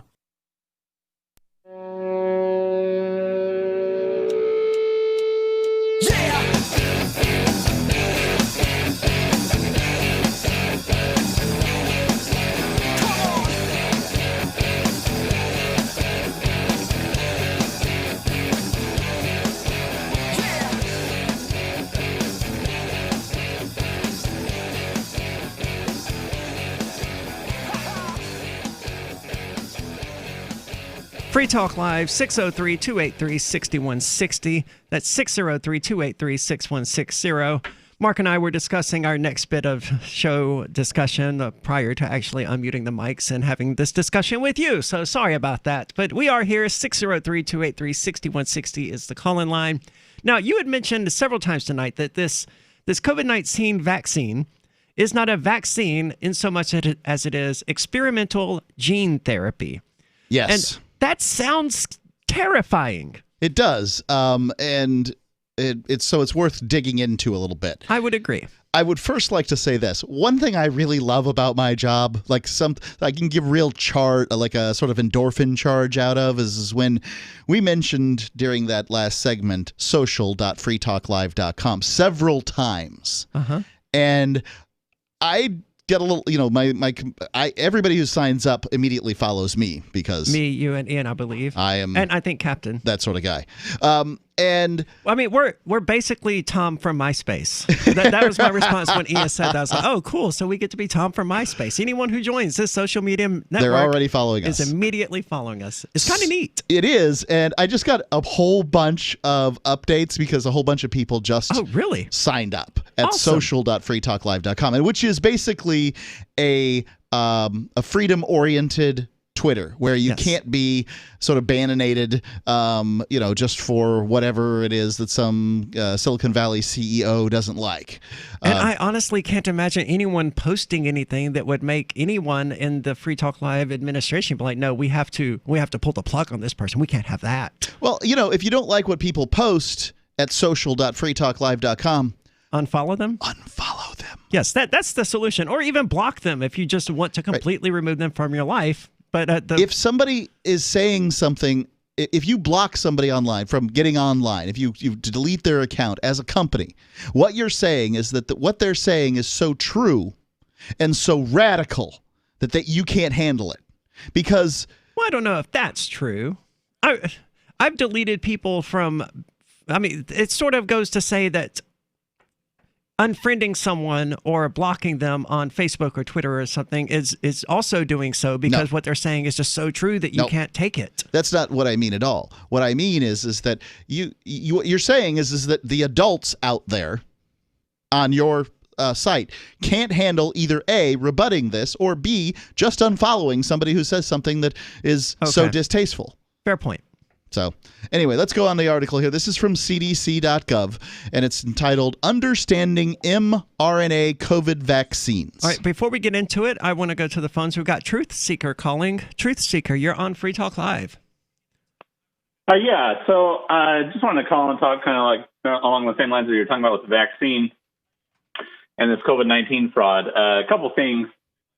First, I don't know if you're aware, but the World Health Organization changed the definition of herd immunity and pandemic.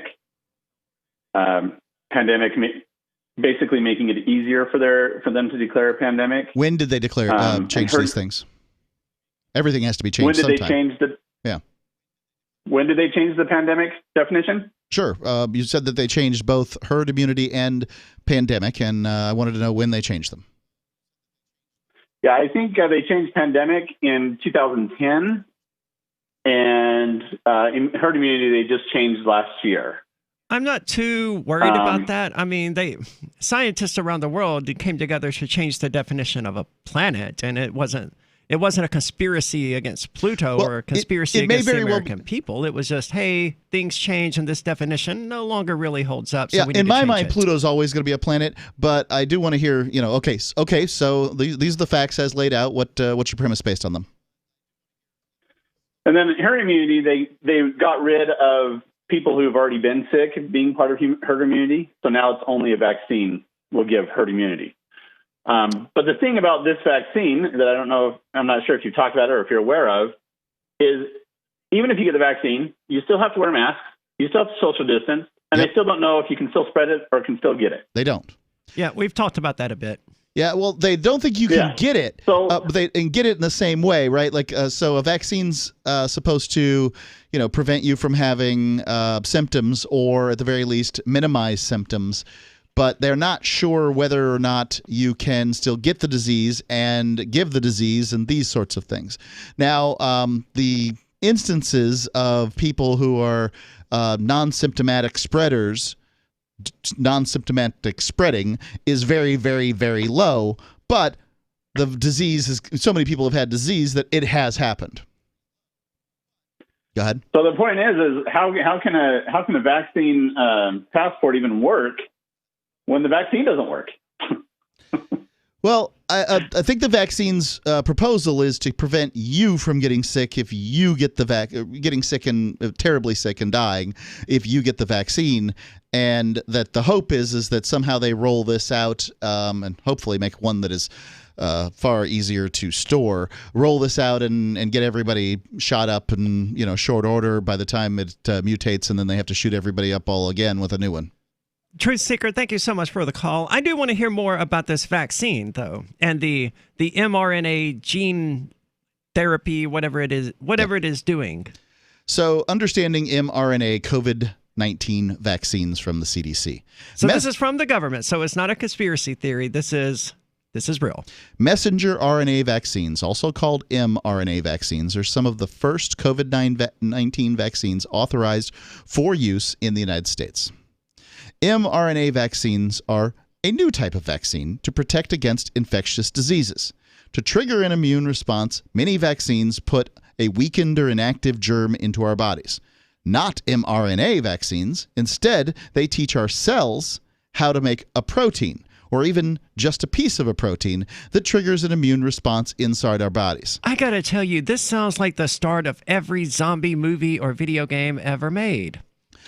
Well, Yeah, I mean, this is, like I said, experimental gene therapy is how I describe this. They're calling it vaccine in order to make you feel better because, it draws up smallpox, which we managed to get rid of, and polio, which is just about eradicated. And I think those vaccines really work. I would tend to agree. There is no polio going around in the West. Smallpox is basically non-existent. I think there's a batch of it in some freezer in Iceland or something, but we eradicated it completely. We've gone in the course of 1 year from believing that basically the average person believing that a vaccine for a virus was impossible to believing that you cannot travel on an airplane without this vaccine. That is a monumental shift in people's understanding around healthcare. So, and not to mention they were working on this virus very early this year. I mean, they've been working on this since January, back when people knew absolutely nothing about COVID-19. And even now, it seems that most scientists don't really seem to know anything about COVID-19. They probably warmed over some research they've done on the common cold in order to come up with a vaccine for that. So there's a flu vaccine virus out there. Virus vaccine out there, and it is traditionally not terribly effective. In many cases, they have to guess like 18 months in advance what this vaccine is going to look like at any given time, in 18 months in the future, and they just have to guess. And so they throw a hodgepodge of different guesses into one vaccine and give it to people. Now, in the case of the flu vaccine, which is a viral vaccine, I get sick from it. A lot of people do. Yeah. Well, I get the sickest I've ever been twice was from the 2 flu vaccines that I've taken. So I'm just going to go ahead and say no thanks. Sure. I'm going to say no thanks as well, but that's because even if I catch the flu, the worst it's going to do is make me sick for a few weeks, like I was last year when I was down for like 4.5 weeks with something that was very similar to the flu. Yeah. And was probably the flu, but I'm never going to know.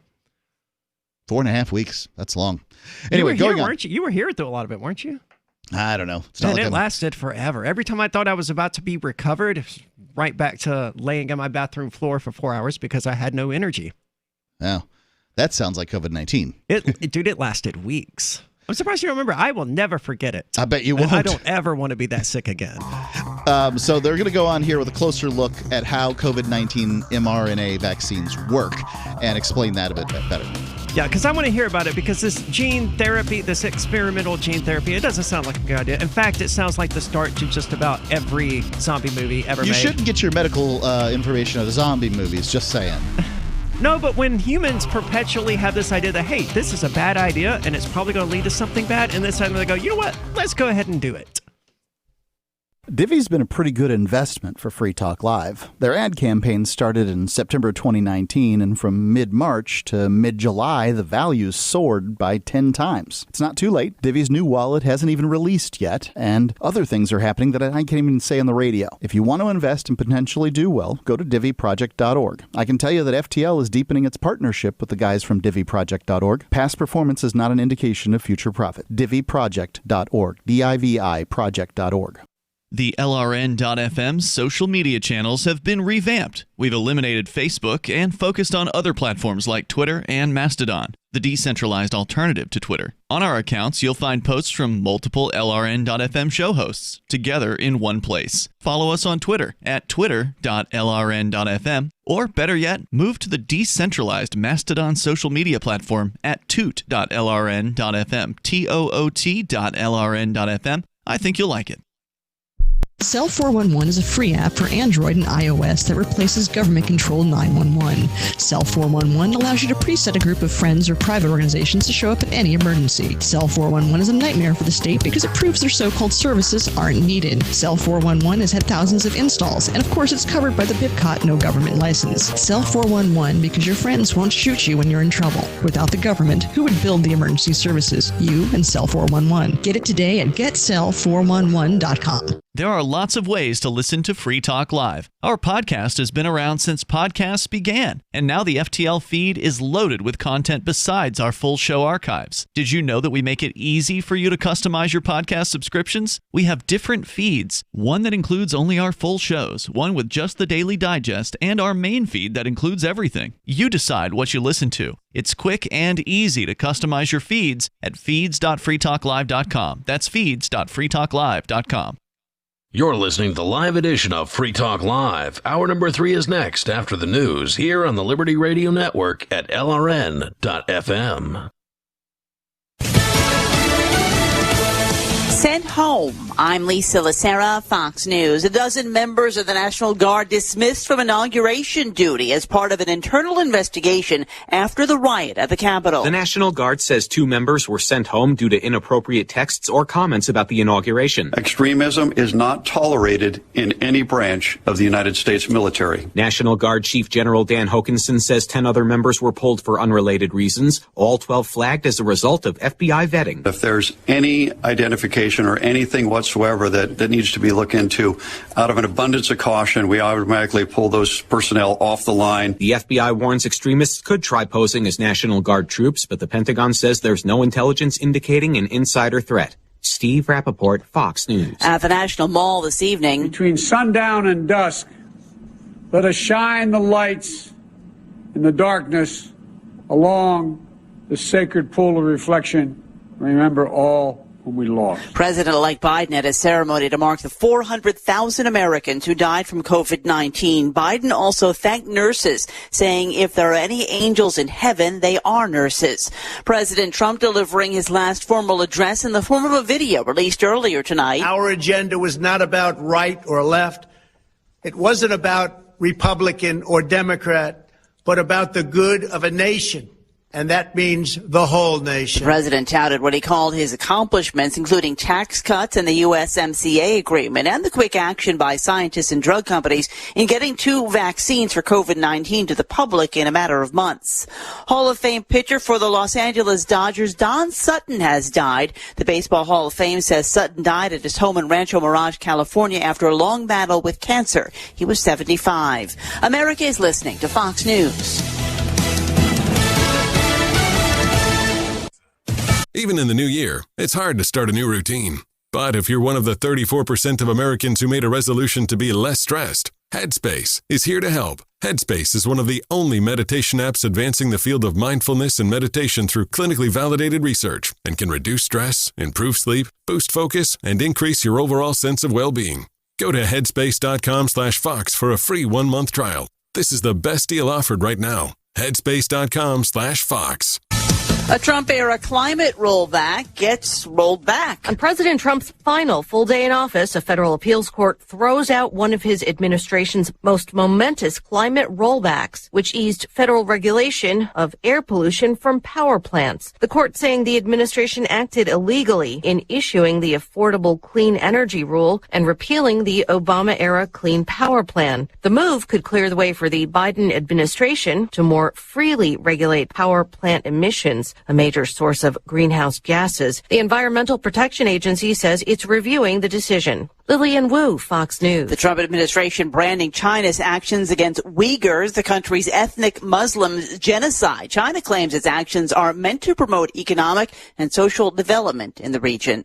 A federal judge makes a ruling against the owners of the big cat sanctuary made famous in the Netflix series Tiger King. Time to give the big cat cubs back. A federal judge orders Jeffrey Lowe, who appeared in the Netflix hit show Tiger King, to hand over the animals under the age of 1 and their mothers to the government. The court finds the Lowes did not provide safe conditions, proper nutrition, and timely veterinarian care, and resulted in harm to a number of animals, including the death of 2 tiger cubs less than a week apart. The court rules the defendants claim that they were not exhibitors under the Animal Welfare Act because the zoo was still under construction, had no teeth. Acting Assistant Attorney General Jonathan Brightbill says the Lowes have showed a shocking disregard for both the health and welfare.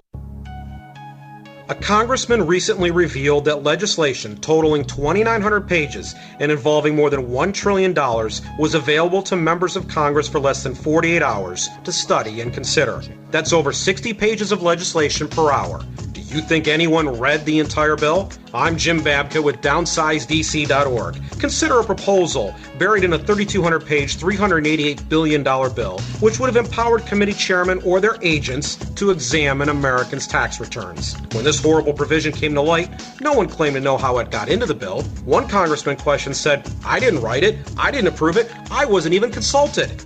If your attorney represented you this way, he might be disbarred. But this is how Congress represents you every day. That's why DownsizeDC.org has created the Read the Bills Act. You can force Congress to read their bills before they pass them at DownsizeDC.org. The American robin heralds the beginning of spring in temperate climates across North America. Its red breast makes it easily identifiable as the most disturbingly efficient murderer in the animal kingdom. Here, we see a robin rip a worm out of the ground with no moral hesitation whatsoever. This atrocity is but one in a series of cold-blooded murders this bird will commit in a single day. Although feces-fueled worms are themselves one of the most disgusting of all animals, the robin's cruelty remains indefensible. Some apologists might argue that robins need to eat worms to survive, but worms are capable of regeneration. So robins could satiate themselves on fractions of individual worms and leave the rest. But it does not. Unequivocal evidence of the robin's bloodlust. This is the Onion News Network.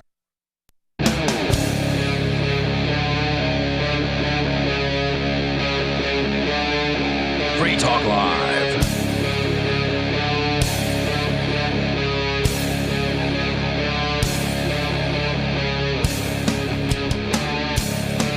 It's Free Talk Live, talk radio that you control. 603-283-6160 is the call-in line. That's 603-283-6160. Experimental gene therapy.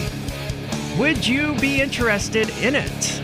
Apparently, that's what's being offered here in this COVID-19 vaccine. And, you know, for the most part, the CDC isn't even trying to beat around the bush on this. They're being direct, saying, hey, yeah, this is something that's never really been done in a vaccine before, and it's going to edit your genes and program them to create this protein that they haven't gotten into what the protein is going to do. That's sort of where we stopped off at to discuss the disturbing things that we had already heard, but that's what's on offer here.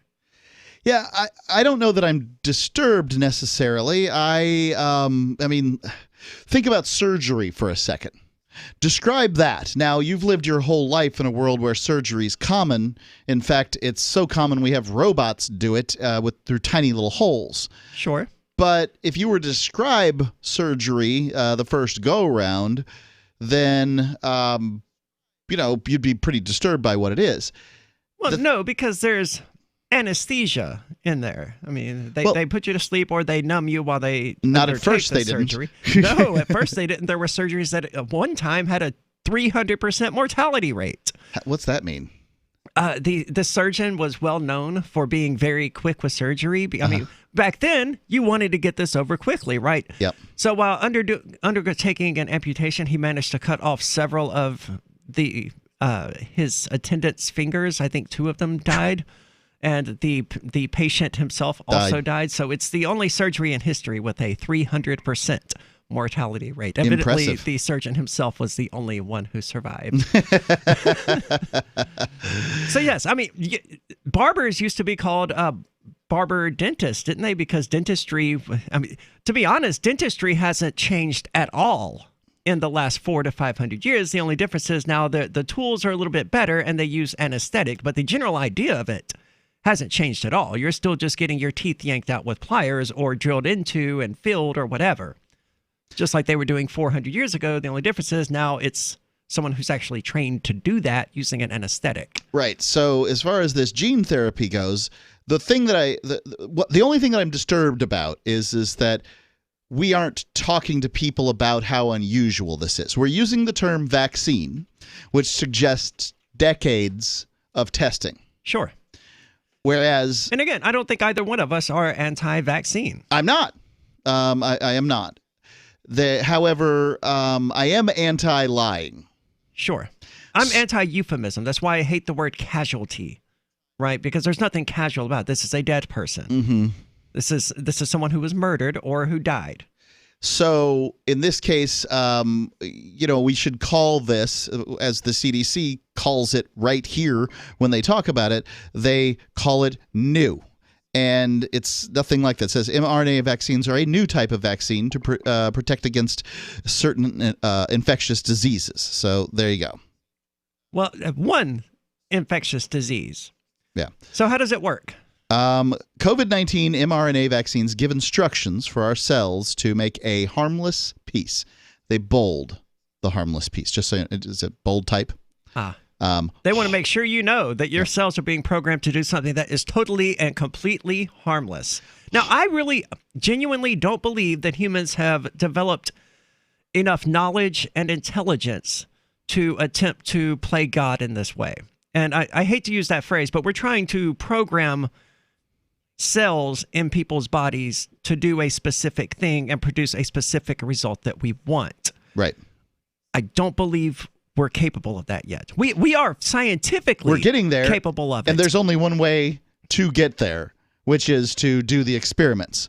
But I don't know that we can ever get there. Well, I don't know. If the human brain was smart enough for us to understand it, it would be too advanced and complicated for us to understand it. I think that's what we're really going to run into here. If nature was so simple that we could just program cells to do whatever we wanted. Perhaps, but that's speculation on your part. I don't know. What I'm telling you is that people are participating in a mass gene therapy experiment. Yes. And they're lining up. They're jumping. They're eager to do this. Climb over their neighbor to do that, and the reason, in part, that they're doing that is because people keep using this term vaccine. If it was called something else, experimental COVID-19 gene therapy, then So let me go on here. I tend to think people would be more hesitant if that's what they were calling it as well. But, I can tell you right now, if I went onto Facebook or Twitter right now and I started just referring to it as COVID-19 gene therapy, people would call me a conspiracy theorist. They would say, that's not true. It's just a vaccine. Stop spreading these lies. Right. Twitter would probably ban me. Just that quick. Let me go on with this sentence. I haven't gotten through the first sentence, Aria. COVID-19. Well, we're having a show here, Mark. We don't just read off the articles without commenting on them. COVID-19 mRNA vaccines are give instructions to our cells to make a harmless piece of what is called the spike protein. In quotation marks. The spike protein is found on the surface of the virus that causes COVID-19. COVID-19 mRNA vaccines are given in the upper arm muscle once the instructions, mRNA, are inside the immune cell. The cells use them to make the protein piece. After the protein piece is made, the cell breaks down in the instructions and gets rid of them. Next, the cell displays the protein piece on its surface. Our immune systems recognize that the protein doesn't belong there and begin building an immune response and making antibodies, like what happens in natural infection against COVID-19. So why not just make a normal vaccine where people are given a weekend version of it? Why go through all of these extra It's a virus, steps? and a viral vaccine is kind of, it's dicey. At this point... Well, this sounds pretty dicey, too. Well, I don't know whether it's dicey or not. I said it sounds dicey. Maybe it is great. I don't know and wouldn't claim otherwise, but I think that in many ways people either hear what they want to hear surrounding this vaccine. Sure. Or they're being told... the terminology is selective in order to not raise people's suspicions so that everybody participates. And I don't disagree. And, this may be the greatest thing ever. I'm not saying it's not. I'm saying it sounds sketchy. And I'm not going to be among the first ones to be experimented upon. That's ultimately what you're saying here when you request the COVID-19 vaccine, is that you want to undertake experimental gene therapy. Now, let's read this part here. By the way, it goes another section that says that vaccines will be rigorously evaluated for safety. I'm not going to read that one. Researchers have been studying and working with the mRNA vaccines for decades. Interest has grown in these vaccines because they have been developed in a laboratory using readily available materials. This means the process can be standardized and scaled up, making vaccine development faster than traditional methods of making vaccines. mRNA vaccines have been studied for the flu, Zika, rabies, and cytomegalovirus, CMV. As soon as the necessary information about the virus that causes COVID-19 was available, scientists began designing the mRNA instructions for cells to build the unique spike protein into an mRNA vaccine. So what they're saying is while this is new and mRNA vaccines are not widely used, they have been doing it for some time, so they've been working on the concept for quite a while. So maybe, I don't know. So they're targeting just the spike protein. For those who aren't familiar with, that's the distinct COVID-19 spiky thing. That's on the actual particle of virus. It looks a little spiky, and it's a protein that causes that. So they're causing your cells to produce that particular protein. Your autoimmune system, your immune system recognizes it and begins to attack it, and therefore develops an immunity to COVID-19 because it has that protein. Look, I can read the article. I cannot comment any deeper than that. I can find you a COVID-19 doctor in the next 24 hours and have him on the air if that's what you want, but I can't answer these questions. All I can do is read the CDC's website and, decide for myself what I think about this. And what I think wasn't expecting you to answer the question. I was just giving, my summary of what it sounds like they're saying in regard to this experimental gene What do you therapy. think they're saying? 603 283-6160. I don't have it down. 603-283-6160. This is Free Talk Live.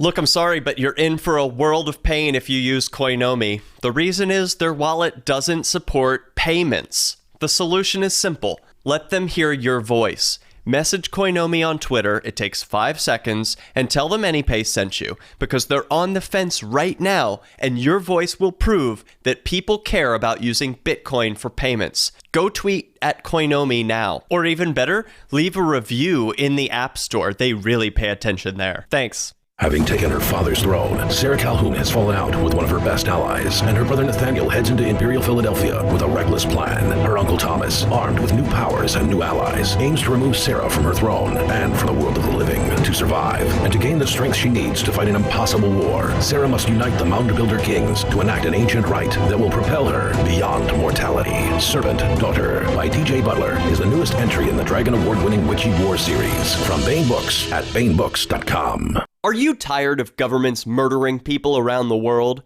Stop using their money. There is an alternative. Bitcoin is a stateless, free market, non-political currency. Bitcoin cannot be inflated or controlled by any government. By using their money, you are helping the state. You have an incredible alternative available now. Learn it, use it, spread it. Get started with Bitcoin at Bitcoin.com. That's Bitcoin.com. Divvy's been a pretty good investment for Free Talk Live. Their ad campaign started in September 2019, and from mid-March to mid-July, the values soared by 10 times. It's not too late. Divvy's new wallet hasn't even released yet, and other things are happening that I can't even say on the radio. If you want to invest and potentially do well, go to DivvyProject.org. I can tell you that FTL is deepening its partnership with the guys from DivvyProject.org. Past performance is not an indication of future profit. DivvyProject.org. DIVI Project.org. Why did you move to the Shire? I moved here to the Shire because there's other people around who take liberty just as seriously as I do. I moved to the Shire because I saw videos of people challenging authority and thought that I could get support myself. It called to me, like, do this right now. I wanted to be around people like me who got it, and once I got here, I knew there was nowhere else that I wanted to be. I've always wanted to change the world, so I moved to the Shire to join people who were actually working towards doing the same thing. The people here are awesome, loving, and positive. It was for the adventure and for the feeling of something important is happening here, and I just wanted to come to sort of be part of that. Visit ShireSociety.com to read and sign the Shire Society Declaration and learn the reasons why, if you love liberty, you should immigrate to the Shire. Plus, connect with others via the forum at shiresociety.com. That's shiresociety.com. What if you want to hear the latest episode of Free Talk Live, but all you have is your phone, you forgot to download our archive, and you have no data connection? You can call our Listen line at 641-793-0191. That's a long-distance number, so you may incur charges. If not, listen as long as you want. 641-793-0191. The Free Talk Live Listen line, 641-793-0191. Are you a cryptocurrency advocate? The Crypto Tip is the ideal outreach tool to help new people discover cryptocurrency. It's a printable business card-sized tip that you can give to service providers, preferably in addition to a good cash tip. When the server scans the QR code, it'll bring up an explanation of cryptocurrency, how to install a wallet, and allow them to claim the tip. If they don't claim the crypto, you get your tip refunded to you after a time period you specify. Plus, if they do claim the tip, you get an email alert. Create as many tips as you want at cryptotip.org. That's cryptotip.org. You can sign up to receive the latest about the Liberty Radio Network via our email updates at updates.lrn.fm. That's updates.lrn.fm.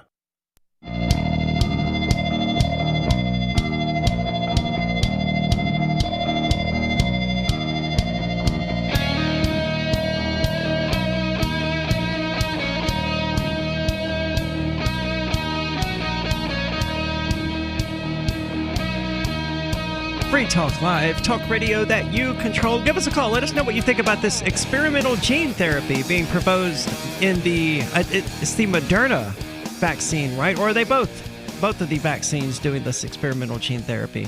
Do you know? As I understand it, they both are.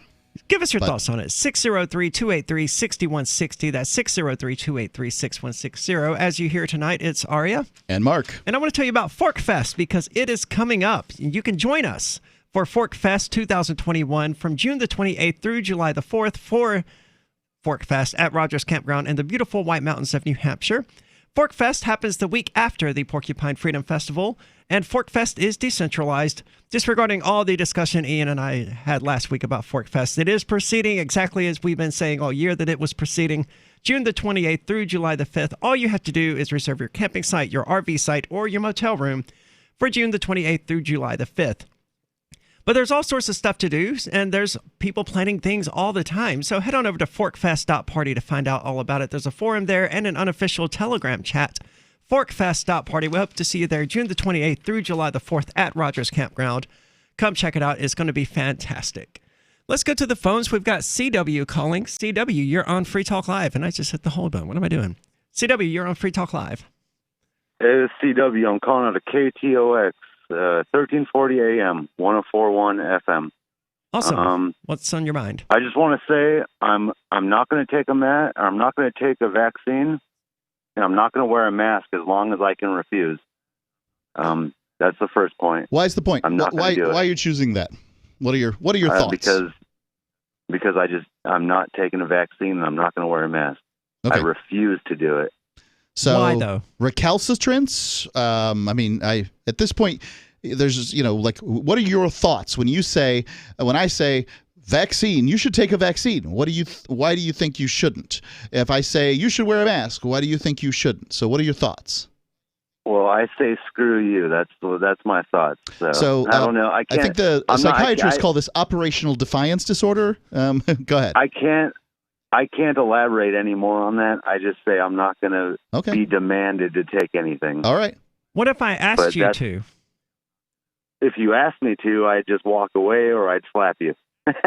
You would slap someone for asking you to wear a mask? No. I'm just trying to be a funny guy now, but it's the whole. So what if I said, there's a real pandemic going on, 4 million people have died this month alone, and we have strong scientific evidence to believe that wearing a mask would help, slow the spread of this so that people aren't dying.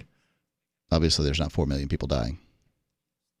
Will you wear a mask to do that? If it was worse, is the question. If it was significantly worse, and there was you actually believed that a mask would help. Let's say it's scientifically 100% certain that a mask would help. Okay.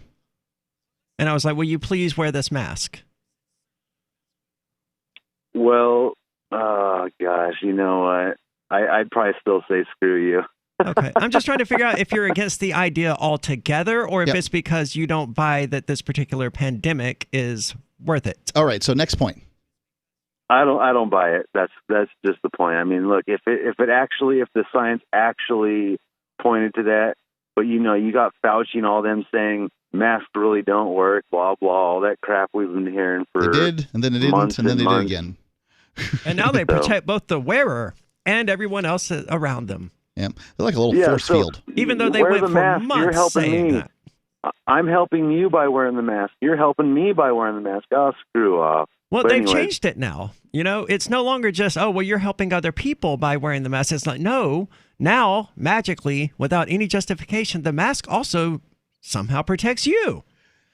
I think the terminology they uses helps, and this is, again, slippery terminology. So if a mask prevented, 0.1% of transmissions, it would help.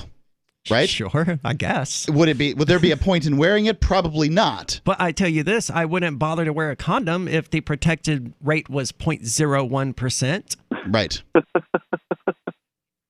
So what was your next point there? Okay, I'm more scared of like a group of gangsters coming at me. You know what I'm saying? If that's what I'm really scared of. If a group of gangsters are walking my way, I'm definitely running because. By gangsters, do you mean police? They have more potential of killing me because I look at them too long, just to make sure they're not coming my direction. Do you run into gangsters a Whoa. lot? I mean, are we talking about people in pinstripe suits with Tommy guns? Meh. No, I'm talking like just street gangs. Just a normal person with a face tattoo, See, Stuff I assumed like you meant police. Just a normal person with a face tattoo. But you know what I'm saying. I know I'm what more you're scared- saying. I don't run across this stuff in my daily life. Well, I've got to say we that. don't live in California. CW, thank you so much for the call. I mean, there is a gang violence problem in California. I mean, especially in parts like LA. Or I mean, so I've heard. I've never been to LA, and you couldn't pay me to go to LA. Surely the gangsters are all wearing masks now. Well, see, I assumed he meant police every time he said he's more scared of gangsters coming down the street at him, because that sounds to me like a description of the police. Well, it could be a tongue-in-cheek description. I mean, Well, generally... They are in a gang called the police. In many cases, they will even claim to be in a gang. They will make comparisons between their squad and the gangsters' squad and saying their gang's tougher and things like that. So it's interesting. I don't think that it's completely unfair, but the terminology gangster basically means not the top gang. That's a fair point. And the state is the top gang. So let's get back real quick into this article about the mRNA gene therapy being proposed or being undertaken by this COVID-19 vaccination. Yeah, it's but very little left in it. It says that future mRNA vaccine technology may allow for one vaccine to provide protection for multiple diseases, thus decreasing the number of shots needed for protection against common vaccine preventable diseases. Well, it makes sense now that this vaccine could somehow help against other strains of COVID-19 as long as they still have that little spiky protein. Yeah. This vaccine would still help against them no matter how much it changes. That's true. And I think that it isn't the spiky protein basically the common cold too? I mean, a coronavirus is a coronavirus, and the common cold is one of the things that we call a common cold is a coronavirus. Yes. So presumably this vaccine would protect against the common cold too. Not if the common cold doesn't have those spiky proteins around it. I think that's part of what a corona is. I think that's the corona in the coronavirus. Okay, so interesting. So did they develop a cure for the common cold? Yes, is the claim here. So when you have an eclipse, and the moon is the same size as the sun in the sky, by the way, that's one of the reasons I believe in a god. The moon is the same size as the sun in the sky. And the only thing you see is... That's only true for this brief moment in human history, though. You know that, right? Like 2,000 years ago, the moon would have been larger and given much larger. No, it was well more than 2,002. But like 200,000 to 2 million years ago, the moon would have been larger. Yeah, but there's people here now. There might be in 2 to 5 million years as well when the moon is smaller than the sun in the sky. What's going to wear off? It's erosion? No, the moon Tides. The moon is moving away from the Earth. Anyway, that's the corona that you see. So it's kind of spiky. Yeah. 603-283-6160. Moose is the German Shepherd, now 11, and he's been an amazing dog. Moose is so active and so alert and hasn't had any kind of health problems at all. He has a beautiful coat, and at 11, he'll still run and chase the ball. He has been on Dynovite since he's a puppy. Dynovite for life. Because if they're getting all their vitamins, micronutrients, microbials from the beginning, then you're not going to run into the problems associated with the grass, pollen, dust, dirt, fleas, ticks, you name it, and the itching and shedding down the road. DINOVITE.com. We tell anybody that has a dog, if there was something that you could do right from the beginning so that you don't have expensive veterinary bills, why would you not do it? Get the Dynovite. You won't believe how happy your dog will be. I get my Dynovite from DINOVITE.com. I'm grateful to have heard from some of our satellite listeners recently. I appreciate knowing that people are out there who like what we do and are willing to support it financially.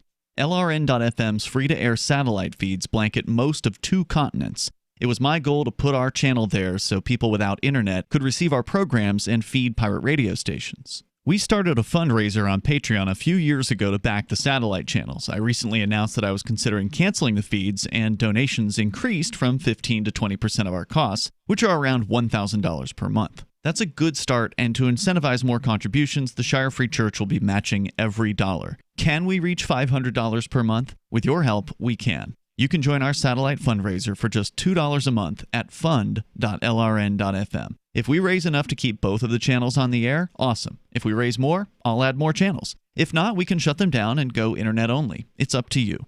Thank you for your support. fund.lrn.fm. Want to accept Bitcoin at your online store? There's a good chance you already have what you need: a WordPress using WooCommerce and a Bitcoin address. Now all you need to start taking Bitcoin payments on your website is the AnyPay app on your Android or iPhone. Just paste your Bitcoin address into AnyPay, then connect it to your website with our one-click plugin for WordPress. Now your website takes Bitcoin, start to finish in 15 minutes or less with no complicated steps. Download AnyPay from the App Store today. Tired of cancel culture? Sick of mega tech corporations holding an axe over your head? Join the LRN.FM Matrix chat server. It's self-hosted, so no one else can tell us what to do or say. Don't like the existing channels? You can make your own. You can even connect into some of our channels from other Matrix servers. It's federated. For the full LRN.FM Matrix experience, though, you should join our server via the step-by-step instructions at chat.lrn.fm. chat.lrn.fm. So the protection of life, liberty, and property is what the Free State Project is all about. But it's an effort to move 20,000 people who understand. It's about demonstrating to the entire country that, yeah, we can have a free market, a truly free market. Making it just a freer, great place to live. It's the world's largest voluntarist libertarian community, and it's only getting bigger. That's amazing, to be able to move to a place where other people passionately believe in being free and independent. What the Free State Project is managing to do, though, is to put their money where their mouth is. It's physically getting up across the country and saying, let's go someplace and let's demonstrate the power of these ideas. There's a lot of kind of philosophy that surrounds liberty. There's a lot of thinking about it and talking about it. But here in New Hampshire, people are doing it. 101 Reasons Liberty Lives in New Hampshire, a documentary by Free State Project Early Movers. Watch it free at 101reasonsfilm.com. 101reasonsfilm.com. What's up next? Visit the Liberty Radio Network program guide to find out at shows.lrn.fm. That's shows.lrn.fm.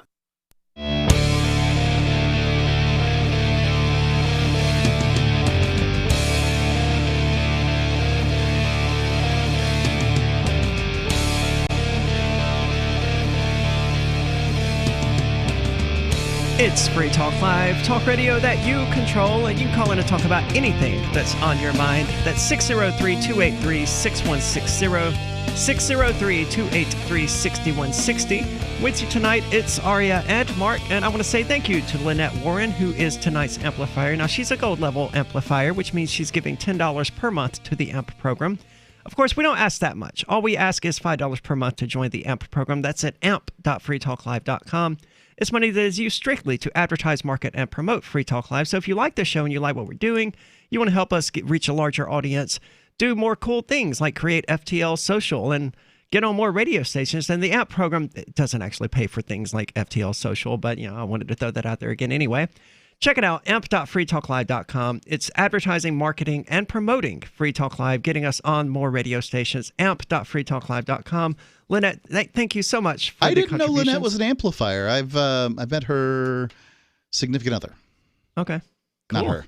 She was ill that day. Well, she is a gold level amplifier, so thank you so much for that, Lynette.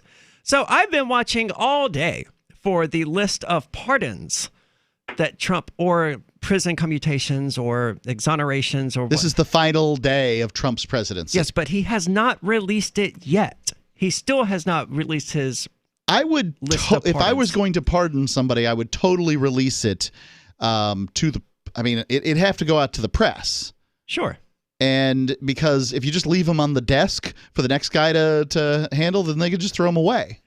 Yeah, I don't think that's what Trump is doing, but it seems like he may be waiting until tomorrow for whatever reason. He's having a big party tomorrow to celebrate something. Then what the hell is he waiting on? I just want to know Maybe if he wants to do it at the party. Albrecht is on this list. Because we know... I really hope so. We've heard from insiders that the case was brought to Trump's attention and that Trump did express sympathy for Ross. Whether or not that will translate to any sort of action remains to be seen, but I desperately want to know. Not half as desperately as, Lynn Albrecht or Ross Albrecht might. Yeah, I mentioned she's sick at this point. Tucker Carlson went on Fox News during his broadcast, suggested Trump, made the case that Trump should pardon Julian Assange. Another good name to be pardoned. Yeah, so I'm up there for of all the people that Trump's pardoned, and he's pardoned a thieves' row of people. That's funny. Me, you, and Ian, we all answered the same question between Julian Assange, Edward Snowden, and Ross Ulbricht. Right. If we could only pick one, which one would it be? And we all picked different ones. We did. 3 people were asked. 3 people gave 3 different answers. Right. I would ask you, play a guessing game, but I'd ask the listener, now guess who Ian picked. Now guess who Aria picked. And I will tell you that I picked Julian Assange. It's a dead giveaway based on just our personality types. Me being a tech person who's been talking about internet privacy and the fact that the government's been reading emails and all of these things for so long, I obviously was going to pick Edward Snowden simply because he was the one who showed the world how horrific the government spying apparatus that we've been talking about, but no one believed us about, really is. So to me, that was a great deal of good. But, my answer was, well, I'm really going to have to weigh it by how much good each one of these persons has done. And that's what we all did. They've all done tremendous good. Actually, I did it for a slightly different reason. So Ian did it because he believed that Ross Ulbricht did a great deal of good. His claim was that, there's no doubt that Ross Ulbricht did. He saved a lot of people from beatings and death. The drugs have become safer. And, you're just not running into a gang component buying them and in a variety of things. So that was his argument. Mine for Julian Assange is that, to me, Julian Assange is unimpeachable in his case. He has done nothing wrong. And he was simply a journalist doing his job. Whereas Edward Snowden violated some, contract confidentiality in order to release. Now, I think that the greater good is releasing it. And I'm certainly not, hey, Ed, thanks. Thanks. I would say that he did nothing wrong. He was in the right to violate that contract. I'm only saying that he's impeachable. Okay, so I'm trying to use I picked Julian Assange because I think freedom of the press is the most important thing here. And that what they did with Julian Assange was they said, if you release this kind of information, we're going to get you. They did the same thing with Edward Snowden, mind you. Sure. But he wasn't a professional journalist. Edward Snowden is a whistleblower as opposed to, Julian Assange, who did what he's supposed to do. So what of Chelsea Manning? Chelsea Manning is also a whistleblower? But would you place the work of Julian Assange above what Chelsea Manning did? Yes. Okay. Because Julian Interesting. Assange worked with Chelsea Manning, gave Chelsea Manning an outlet to do this, and then That's a fair point. And lots of other people too. WikiLeaks is an incredible organization that's still putting stuff out. Yeah. And Ross Ulbricht, of course, he's working in the black market and these kind of things. And I'm just saying, even if we bring up Ulbricht's name, even now libertarians will say, "Oh, what about the killings for hire?" The ones that were the charges that were dismissed without prejudice during the trial. But what about the killings for hire? Like they don't listen to the fact that, hey, the state basically said that they lied. The state said that the state lied on this. Not to mention the endless corruption from the FBI agents. Yeah, I mean, it's a phenomenal case and, just incredible kangaroo court. For me, I said I would vote for Donald Trump if he pardoned any one of those three people, because I believe that those three people needed pardoning. Sure. And frankly, if he would have pardoned Chelsea Manning, I would have just gone ahead and said, all right, good enough for me, and I would have swallowed it and figured out some way to vote for him.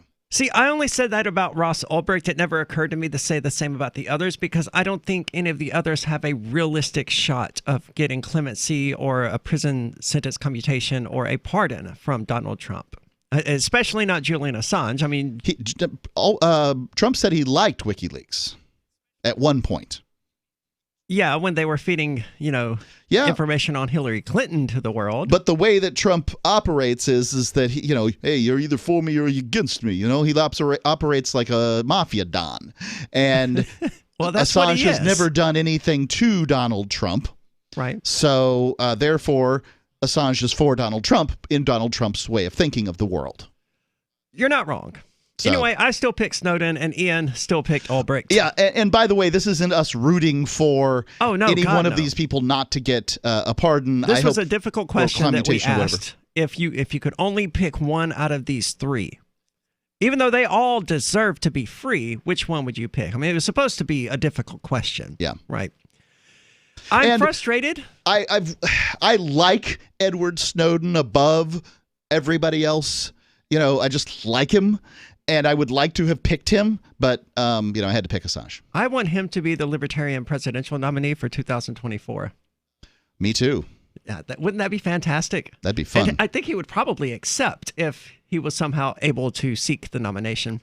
I don't know how you're able to. I don't know what the rules are on being inside the country. I think there are rules. Does it matter? It doesn't to me. I'll vote for him. It matters as to whether or not you can take the office. A libertarian is not going to win in 2024, no matter who we put in there. Well, I'm not going to argue with you on that. But I'm frustrated. And it's not just because the list hasn't been released yet. It's because evidently Joe Exotic from Tiger King, his lawyers are so sure that he will receive a pardon from Donald Trump that they have a limousine waiting outside his jail. The Tiger King star is currently serving a 22-year sentence for plotting to kill his rival, Carol Baskin, and for animal cruelty. You know how hard it was not to say what I wanted to say? Oh, God. Yeah, I don't think this is the appropriate place to refer to that witch Carol Baskins. But man, I wanted to. So reports have included people like Lil Wayne and Rudy Giuliani as being pardoned. I mean, if he pardons Joe Exotic and not Ross Ulbricht, I am going to be deeply, deeply worried for the future of humanity because one of these people is infinitely more deserving than the other. But Joe Exotic, really? Why, of all people? So entertaining. This is Free Talk Live. If you're David, a few well-chosen words can help level the playing field with Goliath. I'm Holland Cook from survivalspeech.com. Recently, I saw a Yellow Pages ad for an appliance repair company, and the headline read, "Why wait for Sears?" If you're going to the Yellow Pages, the Dead Sea Scrolls of advertising, you're ready to buy right now. So this is an attention-grabbing message. And how about the plumber whose radio ad says, Call by noon Thursday, and we'll be there Saturday at no extra cost. Smart guy. Most plumbing firms give their crew the weekend off. This one gives them Sunday and Monday off. In the words of a respected advertising executive, cut to the chase, make it quick, and tell me exactly what you can do for me, especially if you're looking for work. For more tips on critical communication skills for the way things are now, hit survivalspeech.com. I'm Holland Cook. How many lawyers does it take to change a light bulb? None. They'd rather keep their clients in the dark. There are too many lawyer jokes to count. However, there are some lawyers with more noble intentions. At the Institute for Justice, we bring the light to our clients. We are a non-profit public interest law firm with clear values and principles. At IJ, we fight for those whose most basic rights are denied by the government. Visit our website today at ij.org. Some of you asked, and now we've delivered. LRN.FM's live Keene, New Hampshire studio shows are now streamed in HD on Twitch. Visit our channel at twitch.lrn.fm and give it a follow. If you have Amazon Prime, you get one free subscription on Twitch. If you use it on our channel, Twitch will give LRN.FM a monthly piece of your Prime subscription cost. So please watch, follow, share, and subscribe to twitch.lrn.fm. That's twitch.lrn.fm. Free Talk Live. I look up on internet and tried to research some stuff that everybody's been talking about. And, you know, it's all true. What? It's true. What is? Everything that's going on in this country. The heck are you talking Everything about? that you're talking about, I'm talking about 9/11. We don't talk about that. Everything. Yeah, you're being incredibly vague. I know what's going on. I mean, people get in an airplane and they talk about, well, they were talking on this plane and they were doing this from that to this and that. I have no idea what you're talking about. Didn't work back then. What is this So and that? You need to be a lot less vague because I don't know what you're talking about. Everything, Dale. Everything is true. Everything is true. Okay, that's going on in this country. Yes, what I'm trying to tell. Everything is true, but they will not listen. Everything. Free Talk Live, 7 nights a week from 7 to 10 Eastern, live on the Liberty Radio Network at LRN.FM.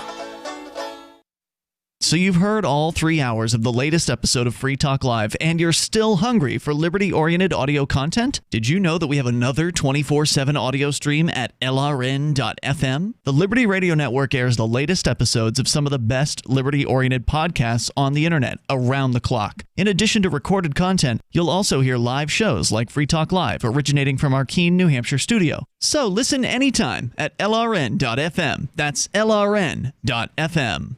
Bitcoin.com has launched a trading platform at local.bitcoin.com, allowing you to buy or sell Bitcoin Cash via dozens of payment methods like PayPal, Venmo, bank deposit, remittances, or meeting in person with cash. There are no ID requirements to sign up for and use the site, and all communications between buyers and sellers are encrypted. Finally, a global trading platform that respects your privacy. Visit local.bitcoin.com to get started trading Bitcoin Cash. local.bitcoin.com. Live video of our Keene, New Hampshire-based shows is streamed on DLive. Please follow and share at dlive.lrn.fm. That's dlive.lrn.fm.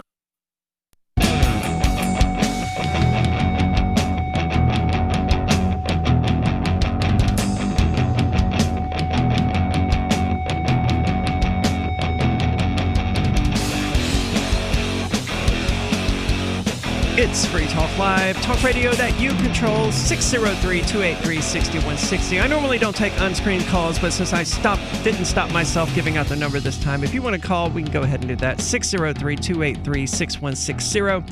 Still got a dump button. Yeah. With you tonight, it's Aria and Mark, and we're talking about pardons here, and I was reading something earlier about how Trump's lawyers have advised him not to pardon himself, which was a surprising thing for me. It kind of makes sense. The president has the legal authority to pardon anyone. Presumably, that would include himself. Yeah, and so in thinking about it, a pardon has the implied aspect of guilt. Which is why his legal team told him not to do it. But if he's been pardoned for it... then who cares? Yeah, but he would have to make specific crimes for which he was being pardoned. Yes, and that would be interesting. So, for one, he's clearly not guilty of incitement. The Senate didn't find him guilty of the previous charges that they tried to impeach him for. I don't think I'd be interested. Look, as far as I'm concerned, I really like the idea that U.S. presidents go directly from the White House to prison, just like they do in Illinois. I would like to skip the White House part and just send them straight to prison. Right. So I'm for that part. But, for one, then you got presidents that are just going to pardon themselves on the way out of the office. I mean, this is just a cycle. Yeah. So, and Trump kind of amped up the cycle a little bit, but let's not pretend like presidents before him haven't been amping up the cycle too. So, sure. But if we were going to have a president who raised the question of whether or not the president can pardon himself, it absolutely had to be Donald Trump. And today's pardon day. It is, so and I'd there's be very been nothing clear. released yet. Yeah, I really want to see, what the list is when it comes out. I'm looking. Well, by this time tomorrow, we will definitely have discussed it on the air. Yeah. What do you mean? We will? Oh, I see. There will either be there may list, be none, right? Right. I mean, maybe he's already pardoned everybody he's going to pardon. Doesn't seem likely based on what people are saying, but he's Trump. I mean, and of course we can't You'd find think out. He would tweet. He can't tweet now, right? Yeah. Maybe Melania Trump will tweet. No, because then Twitter would shut her down as well. I was reading this thing earlier, this news article about this. It's like Trump has kept us in radio silence since the raid on the Capitol. That's because you idiots banned him everywhere. He can't communicate with people about what he wants to do. He's banned on Twitter, Facebook, Instagram, and YouTube. He can't talk to people. Well, let's go to the phones. We've got David calling about libertarianism. David, you're on Free Talk Live. Yeah, so you espouse libertarian values at Free Talk Live, right? Free Talk Live's a radio program, but yeah, that's the general idea.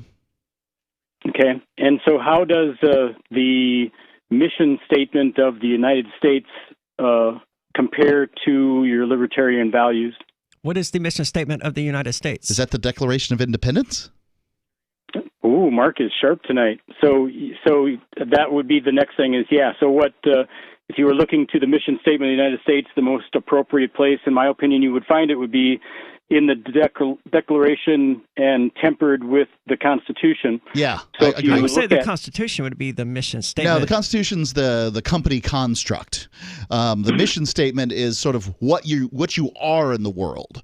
And the Declaration of again, they didn't have a mission statement, but the Declaration of Independence kind of has what a government should be, or at the very least not be. Okay. Well, I would argue that in fact is a mission statement. Yes. I would argue that the Declaration is very clear as to what defines this nation. In the first 2 minutes of reading, what is it, 2 paragraphs? Approximately 200 words or so tells you basically what the United States is all about. So how does that compare? How do those first 2 paragraphs of the Declaration compare to your beliefs and values under libertarianism? I think they compare quite well. I think that the Enlightenment thinkers, Jefferson, of course, being the one who basically penned it, but it's not like he made it out of whole cloth. I mean, he read these guys. So the Enlightenment thinkers were pretty darned libertarian. I think they struggled with the idea of sort of statelessness. How are they free, but we still have to have a government because, freedoms within the state. And I don't know. I think they had a lot of problems with that, and sort of we're seeing that today. Let me interject that, under libertarianism, you'd like to do away with the federal government, for instance, correct? I think that's much more of a Free Talk Live premise. That and by the way, I wouldn't do away with the federal government. What I'd like to see it done is some return to federalism. Actually, what it's supposed to be, the first 4 things. Why? That didn't work the first time. Why would it work the second? Well, lots of things didn't work the first time that worked the second. And there's 250 years worth of learning in between.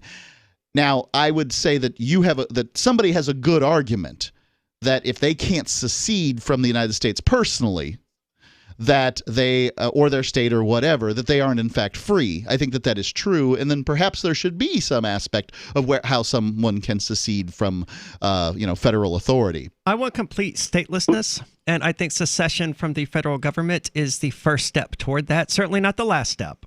But I think bringing government closer. Let me finish before you interject. Bringing government closer and smaller to home is I think I started the whole conversation. I'm just trying to bring it back, and actually, it'll actually should help your argument if I share with you this at this timely point instead of waiting for you to say what all you're going to say, and then you might agree with me that the shortcut I'm providing may have helped you out your argument. What's the shortcut? The Declaration of Independence allows the option of basically no government, because it doesn't define what a government is. It just says something to govern. Can you back up from your mic a bit, David? Hello? Can you back up from your mic a bit? Thanks. Yeah, okay. That's much better. So the Declaration allows for you to define government any way that you want, including, almost to anarchy. Provide, like under your libertarian values, for instance, you get to decide to completely, everything is private property, and you get to decide for your private property what the rules are on your private property. You could actually make that the government of the United States if you wanted to, and were able to agree with your fellow citizens that you would do something like that. So it's possible. Okay. Under the Declaration. Follow-up question, though. Why is it relevant to me what the Declaration of Independence says? It was written by people who lived hundreds of years ago, who did not espouse values that I necessarily hold. Well, because you wherever you are now is related to where you came from. You can't just snap your fingers and say, I now, everything is as I believe it should be, and screw the rest of you, because the rest of them, when you're infringing on what they think it should be, they might have a problem with you and come and do something about it. So you have to have some regard to everything else, even though you would like not to. Yeah, I think that the Declaration of Independence is one of the most important sort of rhetorical, moral documents. So if I don't buy into their religious belief about the sacrament of this Declaration of Independence. Well, the Declaration of Independence doesn't propose to rule you. It is simply a list of grievances. Well, I mean, sure. Grievances. That's what I'm saying. What is the expectations. relevance to me and my life and the world we live in now, other than the fact that it was what caused the colonies to I think you can always rebel. go back and hold the U.S. government to it. You can say, look, you see these things, you aren't supposed to do these things. And, of course, it does many of them. We should do a show where we read it and then talk about what the comparisons between what England was doing to the colonies at the time and what they do to the United States citizens now. We can do that tomorrow if you want to bring it on. Yeah, it sounds like fun. The main statement in the Declaration, as I see it, is that you have the right to life, liberty, and pursuit of happiness, as they worded it, which basically covers everything that you want anyway under libertarianism. As I've listened to you for years and years and years describe libertarianism, the Declaration is pretty much prescribing you exactly what you want. It's just that other people have come along and stolen it from you. And no, so it's because they misunderstood government. The government cannot secure rights and freedoms. Government can only exist to threaten rights and freedoms. So the Declaration of Independence didn't set up a state. The Constitution of the United States did. But they said in order to secure these, governments are instituted among ends. Among men. Yeah. That's what I meant, yes. Right. Government is constitutionally, by which I mean the definition of government, what it is and what it does, is by definition incapable of securing the rights and liberties of human beings. I think enlightened thinkers had a difficult time with that, and I think that there's some great stuff that we've learned in 240 years. I would absolutely agree. That's it for the show tonight, but we'll be back same time tomorrow night. In the meantime, check us out. If you want to communicate with us directly at social.freetalklive.com. It's our new social media platform. Head on over and check it out.